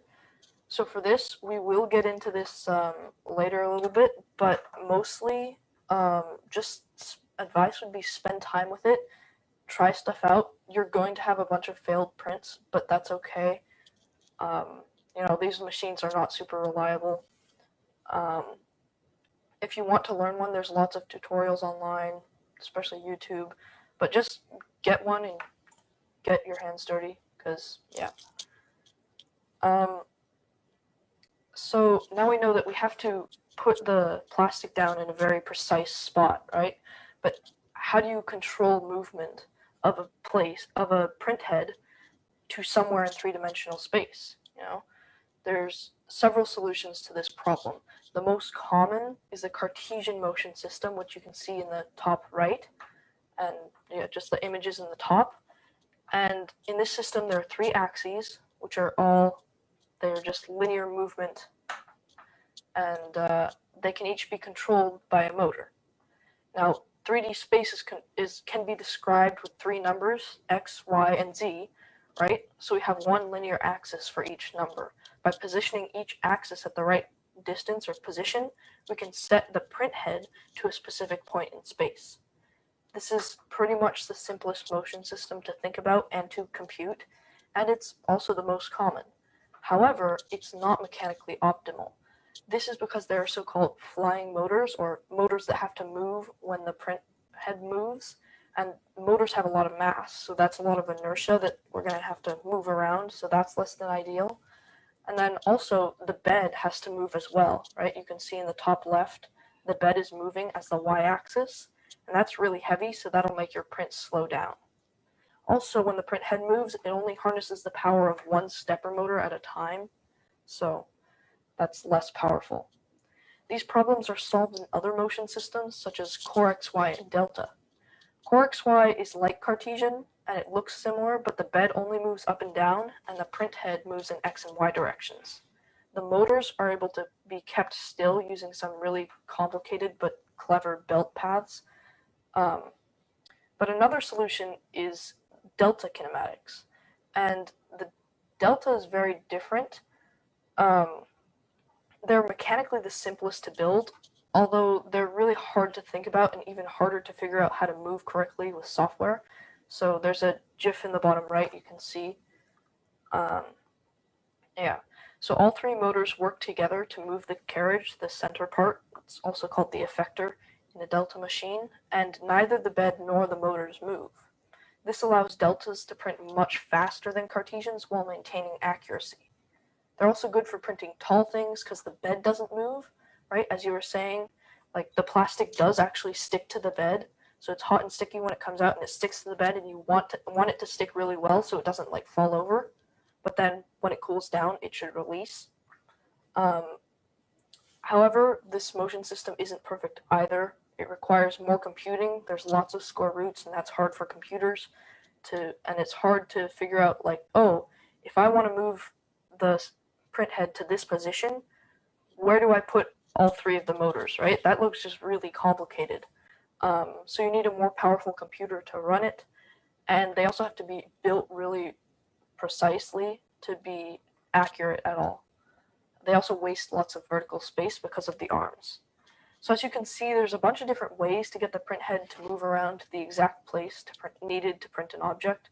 They all have got pros and cons, and the one that's best depends on the requirements of the job, right? So if you want something fast, then you want a delta. If you want something that's like easy to tinker with or modify, maybe you want a Cartesian. Although I personally like deltas just because they look really cool when they run, but yeah. Right, Yeah, so some vocabulary that I think is important that Reed mentioned is carriage, which describes this thing right here that's moving. In the Delta printer, it's this thing right here. It's really small because the Delta printer is so large. But essentially, that's where the hot end is. So that's where the plastic gets melted and pushed out of. And we'll talk more about the details of the carriage later.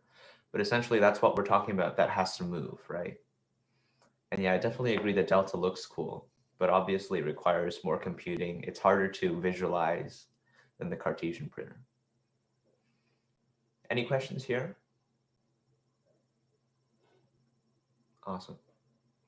All right, so now extrusion is the act of pushing the plastic through the hot end where it melts. And so there are, two main ways to extrude. So at the baseline, both use what is called an extruder. And so we have two images of extruders here. This is an actual extruder, and this is a diagram.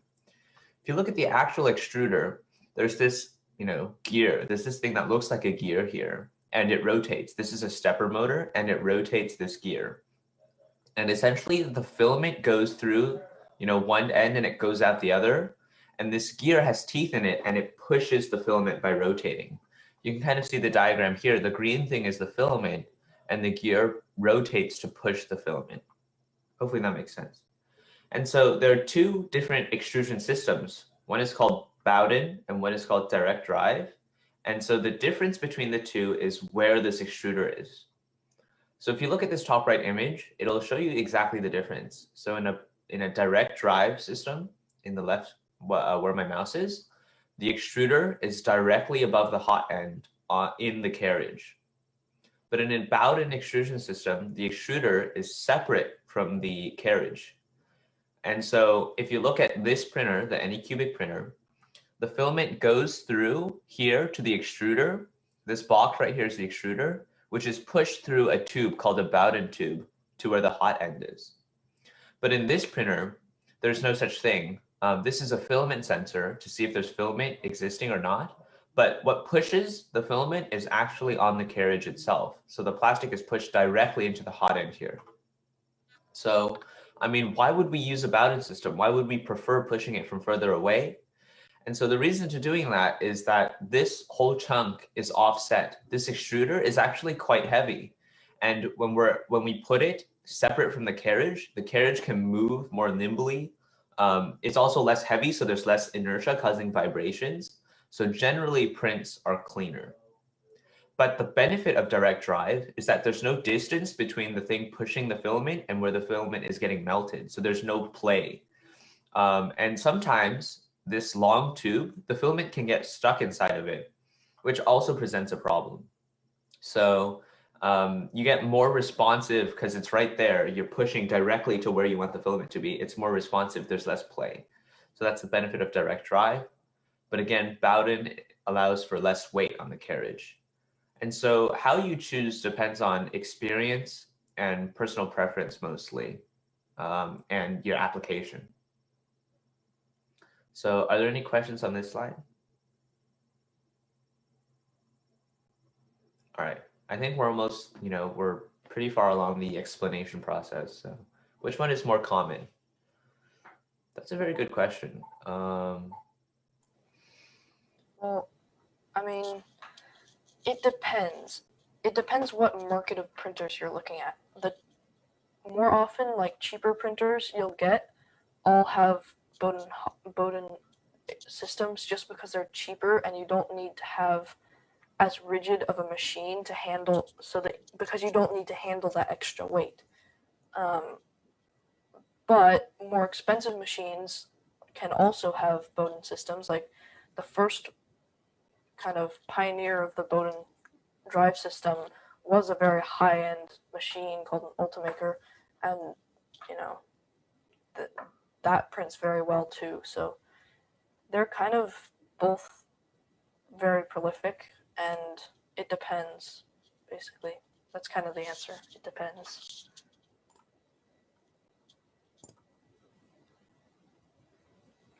All right. So we've covered how printers work mechanically, but what if you want to actually print something, right? That's kind of important. So 3D printing may just seem like, oh, you just tell it to print and then it makes your thing for you. But there's lots of limitations, right? Additive manufacturing does expand our manufacturing capabilities greatly because, it can create a whole bunch of geometries that traditional like milling or machining can't. But there's also a lot of problems with it. Like, because the filament is hot and kind of liquidy when it comes out, you can't just like print horizontally and expect it to stay there. It's just gonna fall. And you can't print like an upside down U. Like if you had like a J, upside down, one side of it would kind of be floating in midair. So, you need to fix that. So in order to fix that and the problems with overhangs, because overhangs, they sometimes drop down, as you can see in the photo, we put supports on it. And this just is extra waste material that you have to take away afterward. And then that helps support the part while it's being printed. So you can see in the bottom right, these structures were printed without support, so they all sag down and look really bad. Another problem with 3D printed parts and 3D printing as a process is that, it's not very accurate. Yeah, like with the heat expansion and contraction, you can't really judge how much parts are going to change in dimensions once you print them. So you do need to add tolerances when you design things to make sure that they fit together. Finally, you have to make sure that your part will stick to the build plate. Someone said earlier, right? You can't have just like one tiny little point that's on the build plate and then expect to print up from there, because then it's going to fall off, and that's bad because then your print will fail. So yeah, some ways of making parts easier to print while you're designing them is to create some support material of your own, because 3D printers, while they may not be able to print horizontal, like in the photo, if there's two vertical supports and you bridge across them, they can do that. So that's very good. And the material dries fast enough that you can bridge across. So the average, I see there's a question in the chat, the average time for the plastic to cool down it really depends, again, because sometimes you're printing with very, very high temp materials around 400 degrees Celsius, like PEK engineering plastics, and those will take around like 30 seconds or so. And it really depends because like sometimes you put a printing fan on it to make it cool down faster so you can print steeper overhangs, but sometimes you don't want that because it'll cool down too fast and then the thermal contraction will cause the part to warp. So yeah, it depends. Sometimes it can be like 1 second and sometimes it's like 30. Yeah. Yeah, the most commonly used plastic by hobbyists that we use is called PLA plastic, and it tends to cool within a couple of seconds. So that's pretty good for bridging because, especially if you have a fan on it, the idea with overhangs is that you want your layer to cool fast enough that it doesn't have time to fall over. And so the faster your plastic cools, the less it can fall over. Mm-hmm. Exactly. And we can mitigate problems like overhangs by using like kind of flat chamfers, like where you'd round an edge instead of rounding it, you just cut off the corner. So it's still kind of rounded, but it's still a 45-degree angle, which printers can't reproduce. And that's like another thing. A sphere is a pretty simple object, but you can't really print a sphere because there's no surface area on the bottom, and there's a super steep overhang there. So spheres are really hard to print. So those are some limitations in how you should design for printing.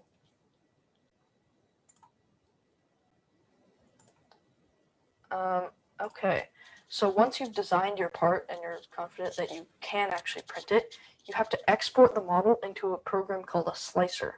The slicer will take the model and make it into instructions for the printer. We'll go into that a little later. But the slicer only takes this file format called STL.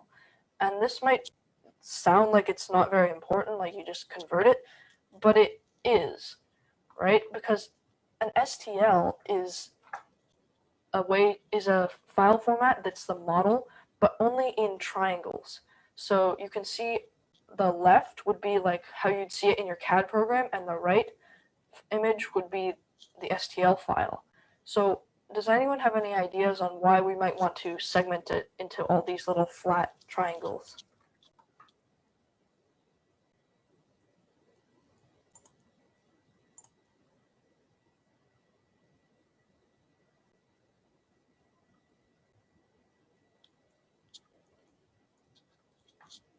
Anyone?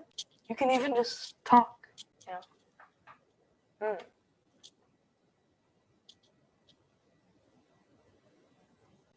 I see. So I'm seeing because flat chamfers give more support or are easier to print, because that way it's easier to hold, like on the bed. So yeah, these are good. I might have to clarify something. So normally you'd have lots and lots of triangles, like 10,000 triangles representing your thing. Someone needs to be put in a breakout. So it doesn't really change the geometry of the object very much. So yeah, it doesn't really help it make it easier to print. Yeah, usually STLs have so many triangles that the printed object basically looks like in this instance, the printed object would be close enough to a sphere. Like you wouldn't be able to see that there are triangles on its surface. Yeah. So I'm seeing more smooth surface, which is, you know, you can't really tell, but it is actually making it more bumpy. If there's a host, I think someone's asking to join the Chrome breakout room. I'm trying to fix that right now. Yeah. But the reason why we do this is because, you know, you can't really tell a printer to move in a curve, right? How are you going to tell the x-axis motor? You should turn over, your speed over time should be proportional to a sine wave. The motor's just going to look at you like, I have no idea what you're saying. You have to tell it, move at this speed, then for 1 millimeter, then move at this speed for another millimeter. So the STL file is a way of segmenting up the object into a bunch of little tiny linear moves that the printer can understand. And yeah, that's why we change things to STL format. I actually can't see the, sorry, I can't see the chat right now. Can someone tell me like which breakout room that person wanted to join? Anthony would like to join the Chrome extension. Okay, thank you. So we got a question in the chat that says, why not square? So there is a file format that is square, and it's called OBJ, and we can use that too, but squares are just harder to work with than triangles, because 3 points will define a plane. So it's impossible to have a triangle that's not 2D, but it's impossible to have a 3-pointed shape that's not 2D, but it is possible to have a 4D shape, a 4-pointed shape that's not 2-dimensional. And then if that happens, then it causes problems for the slicer, and it doesn't really know where the surface is within those 4 points. All right, so we can't just send the STL file to the printer and expect it to know what to do, because the printer doesn't understand 3-dimensional objects. So what we do is we need to send our STL file to our slicer, which we'll talk about in the next slide. And essentially what the slicer does is it converts the STL file into G code. And G code is essentially just a bunch of code that describes and tells the motors like a set of points and like movements. And so the motors individually know how to move in order to create that 3-dimensional object. And so typically what you would do is you would just put in the slicer and the G code will get sent out and you can just plug that into the printer. But if you're some advanced 3D printers, or if you're really advanced with 3D printing, you can sometimes even edit the G code. So for instance, over the summer in our face shield initiative, once we sliced our print, we wanted to basically repeat the print over and over again and have the printer knock off our prints automatically by itself and then start printing the next one. So you can actually technically go into your G code and edit your G code if you know how to write in G code. And another note about G code, sorry, before you move on, is that it's not like a normal coding language. It's super simple. Like the most common command is G1, and it's just go to point. So you'll see just a file that's thousands upon thousands upon thousands of G1, G1, G1, G1. So it's not like, you know, loops and ifs and things like that. Okay, so the slicer. So as I just mentioned, we need the slicer in order to take the STL file and transform it into G-code for the 3D printer. And so there's a lot of different slicers. Most common ones are usually Cura or Prusa slicer, for instance. And essentially what they do, as you can see in this image, they take the STL file and then cut it up. The slicer, as you can tell from the name, just slices the STL file into little layers so the printer can print. And based on those little slices, it'll create G-code for each layer. A question in the chat? Okay, never mind. You think you go to the next slide? Cool. So in the slicer, there are probably hundreds of different settings that you can find. But typically in a slicer, you actually choose what printer, like generic printer settings. And with those settings, most of the settings are already finely tuned. So there's typically only 3 settings that you need to change. So the first one is layer height. Layer height basically affects how thick each layer of the 3D print is. So as you can see in that top right photo, the one on the left has the smallest layer height, and the one on the right has the tallest one. And so having a taller layer height can allow you to print way faster, essentially like 3 times faster than if you have like a layer height that's 3 times smaller. But the issue is that if you're printing surfaces that aren't vertical or aren't horizontal, you lose a lot of accuracy or smoothness essentially. So you can see, like, in theory, the STL file is perfectly smooth, but with a pretty thick layer height, it's basically a bunch of steps, right? A bunch of steps, and it's not very smooth. And the smaller your layer height is, the smoother that surface can be. And then the next 2 settings are all about infill. So infill is basically the structure inside the print. And so printing the outside structure, the outside surfaces of the STL file are pretty simple, right? You just need to know where to print, but you can't just print the outside surface, because once you get to the top or like cover it, it'll just collapse. And so you need infill inside the print in order to support the other structures. And so the first setting is infill pattern. So you can see in this middle photo, there are several infill patterns that you can choose from. There's some more generic ones that most people use, but usually they don't really matter which infill pattern you choose. It's more about your personal preference. And then infill density is basically how dense that infill is. So obviously the lower it is, the lower your infill density is, the weaker the print will be, and the higher it is, the stronger it will be. So you can see, like, the 0% infill is like no infill. 50% is about like 50% of the print is filled in, and 100% is the whole print is filled in. Typically when 3D printing, if you want a really strong structure, you don't typically actually have to go to 100% infill. Most of the time, the max infill you'll use is maybe 50% infill, because at that point it's so filled in that it doesn't actually lose any structural integrity. It looks like we've got a question in the chat about G-code. Go there.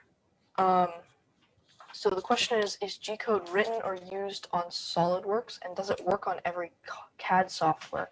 Is it software specific to the 3D printer? So G-code is not written or used in SolidWorks. SolidWorks is the CAD program, and the CAD program makes the model, and then the CAD program exports the STL file. Then you take the STL file and you import it into the slicer, and then the slicer slices it up and then makes all the commands, and then the slicer writes the G-code commands. It's kind of like how the C compiler writes assembly for the machine to follow, right? So G-code is kind of universal to every printer, and so you can slice it, and then the slicing, and then that sliced file will be a G-code file, and then the G-code file is the instructions for the printer. I hope that makes sense. Does it make sense? Yeah, and the purpose of using this format called G-code is that over time, most 3D printers, I'd like to say all 3D printers, agreed that we'll use this type of command structure, this like G1 means to move to a point. Everybody basically agreed to use that for every 3D printer. All right. And so the results of, CADing and then slicing and then all that work, and the result is we can print anything we want on the 3D printer. So you can see a batch of 4 face shields on the left side. On the right side, this is the printer printing a single face shield, which it'll later knock off the bed and start over again. Can you stop the machine by code, or do you need to stop it by pressing a button on the machine? I'm assuming that's like if you want to stop it in the middle of a print, every machine will let you to press a button to stop it. There are G-code commands to wait, whether it be for a specific temperature or for a specific amount of time. We use the temperature wait to be able to, wait until the bed cooled to knock over the print before starting the next one. And so there are different G-code commands that we can use to wait, but usually it is, you stop on the machine and it'll stop printing. Yeah, and when the print's done, it'll just stop itself, right? Because it ran out of commands, it finished the code. Right. Yeah, and so I guess we forgot to mention, G-code is usually like the slicer spits it out onto your hard drive, and then you take an SD card to transfer it to the machine. And then the machine just reads the G-code file. So yeah. Now, if you want to do this, you can choose any kind of level of printer, right? So there's all kinds of levels, and it's really based on what you want. 3D printing is so much cheaper now than it was, and so much more accessible. In 2010, printers would be like, I don't know, $1,000 or $2,000. So this is really a step forward. You can get a really good printer. The Ender 3 is really good for just $200. But if you want the comfort features of flexible beds, filament runout sensors, and things like that, you'll have to go for little higher prices. But still, these things are very, very common, and these are just a few that we recommend. Ender 3, Anycubic i3 Mega, and the Prusa Mark III.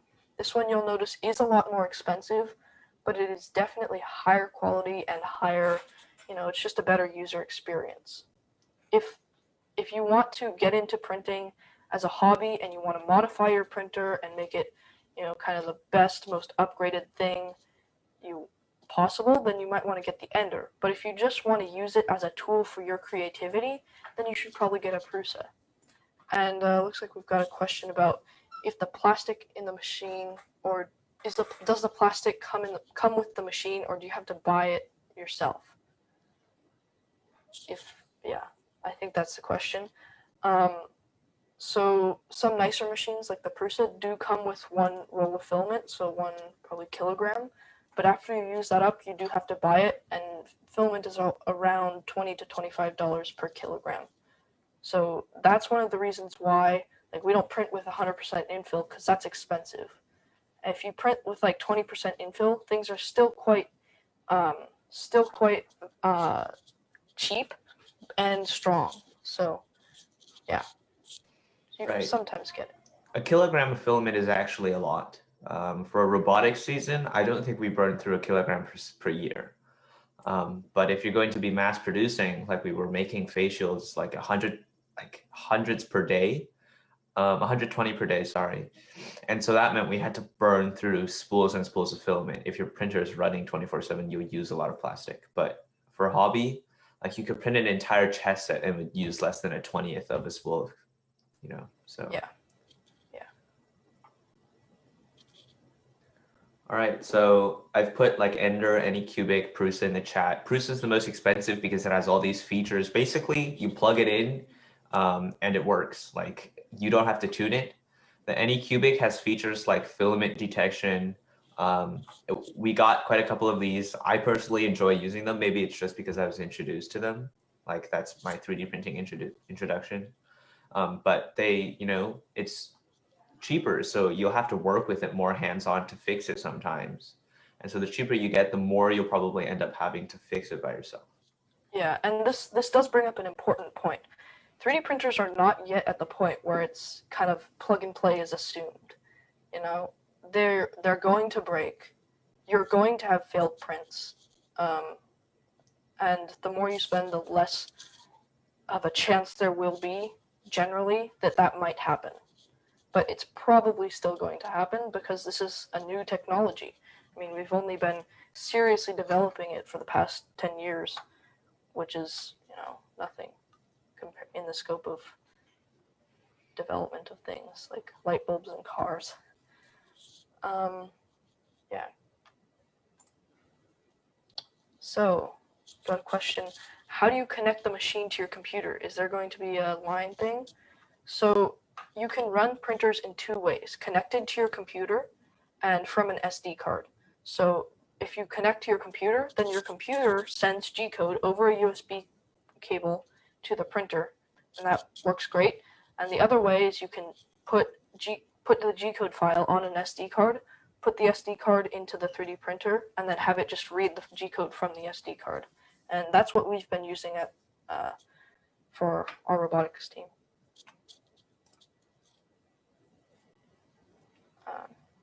Yeah, so now we know we can print things, and you know, this is great. There's tons of free models available online in huge repositories like Thingiverse.com or My Mini Factory or Umagine, or there's a lot of files online. But what if you want to design a custom part? Like if you need something to fix this niche little part that broke in your house, then what should you do? Then you need to learn a CAD program. CAD stands for Computer Aided Design or Computer Assisted Design, whatever you want, just not Cardboard Aided Design. That's very different. So we, for robotics, use Autodesk Fusion 360. By the way, all the programs I'm mentioning are completely free for hobbyists because we're cheap and we don't want to spend money on it. And these are really good programs. Like Fusion has built-in stress simulation for free. But if you don't want to use Fusion, there's also Onshape, which is just Fusion, but it's on the cloud. So it doesn't take very much computing power on your computer. And there's also things like Tinkercad, which is really great for beginners. It's very visual and, you know, kind of drag and drop kind of thing, and it's really good. But if you're more into making kind of organic shapes and sculpting and things like that, then you might want to check out Blender or Mesh Mixer, because those take in just STLs, and then you can manipulate the parts and the points and the triangles, and that will let you make more organic and bendy and smooth shapes. But the main thing is you just have to practice. Practice, and you'll get really good. Like this is a render of a car that we made over the summer. It doesn't work, it's just a CAD of one.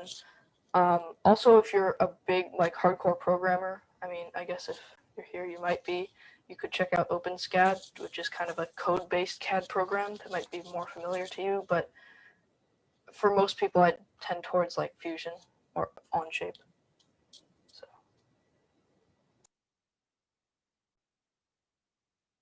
Yeah, so I mean, the best way to learn CAD is to just choose the software and get into it through online videos. There's online free classes. Or, I mean, if you wanted to, you could try to attend a class with us.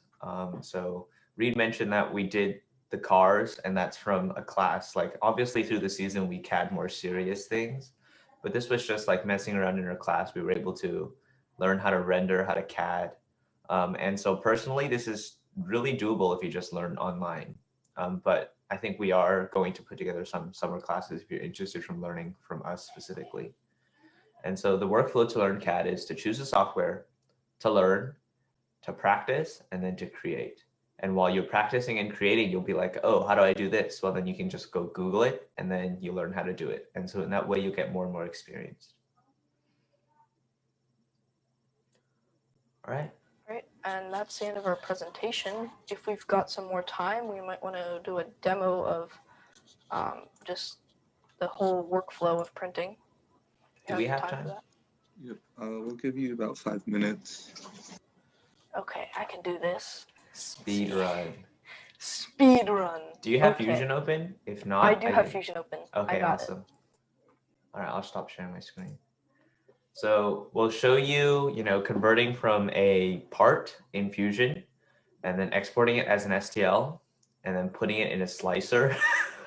So you can see I've catted this amazing muscle car. You can see why I named it that. It's a play on words. And so I'd want to print the car and the muscle separately. So we're gonna hide the car and then let's see this muscle thing.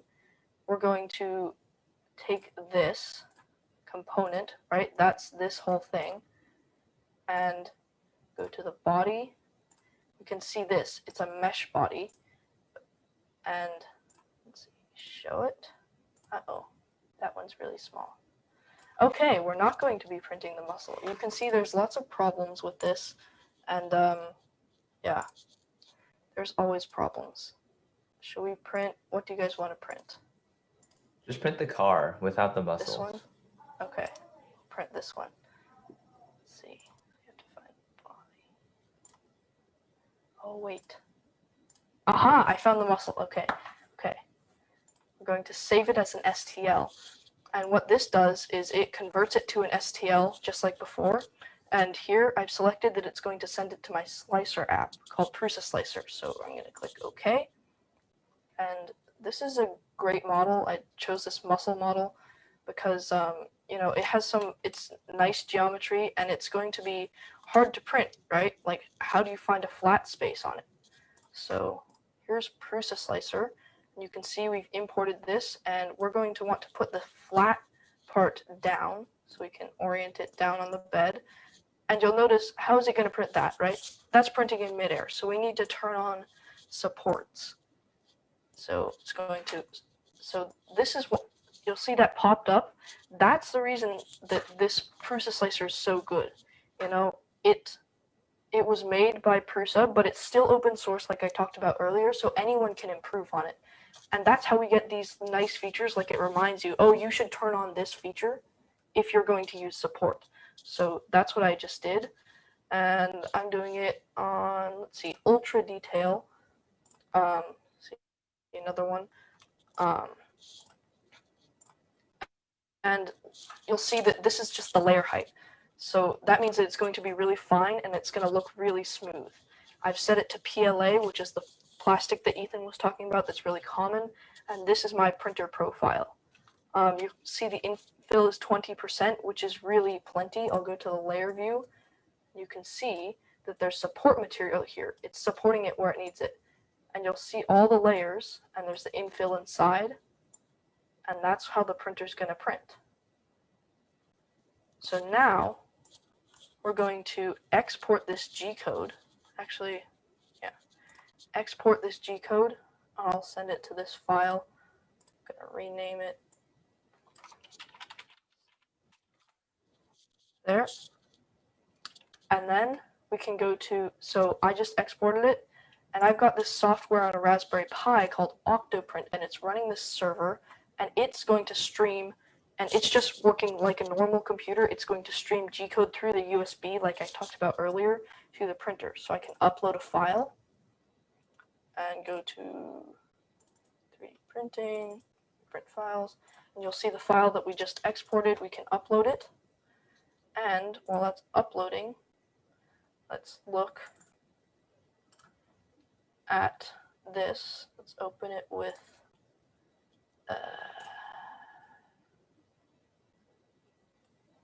where's Sublime Text? You can just use Notepad. Okay, I'll just use Notepad. So you'll see that there's a bunch of, these are comments, and then there's M codes, which are just G codes with M. Don't ask me why. These are setting the temperature, waiting for things to happen, like to warm up everything, because it takes a while. And then you just start seeing G1, and it's just going to place, going to place, going to place, over and over and over for a long time. And then, once I'm in here, I can just click this, and then click print. I'm not gonna print it because I don't have filament loaded in the machine, and we're out of time to go show how to do that. But yeah, that's the workflow. So, Yeah, hopefully you enjoyed our introduction to 3D printing and this last, crash course demonstration of the process. But hopefully you've learned more about printers and stuff. I'll leave some contact info in the chat if you want to contact us. And otherwise you can ask questions in the chat or email us and we'll answer them. Yep. And thanks for the time, Teen Tech.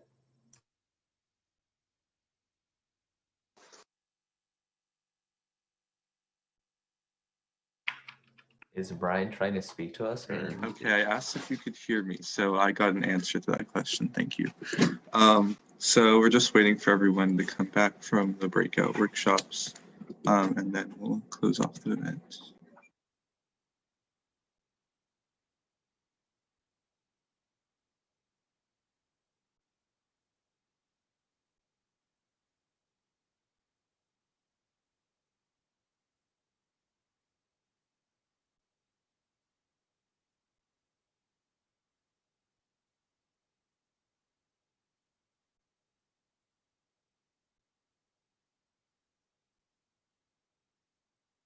Can you guys hear background noise?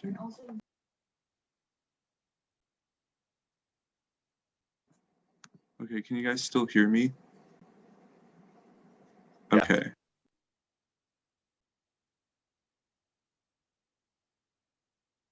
So it looks like most people are back. So we just want to close off this event by saying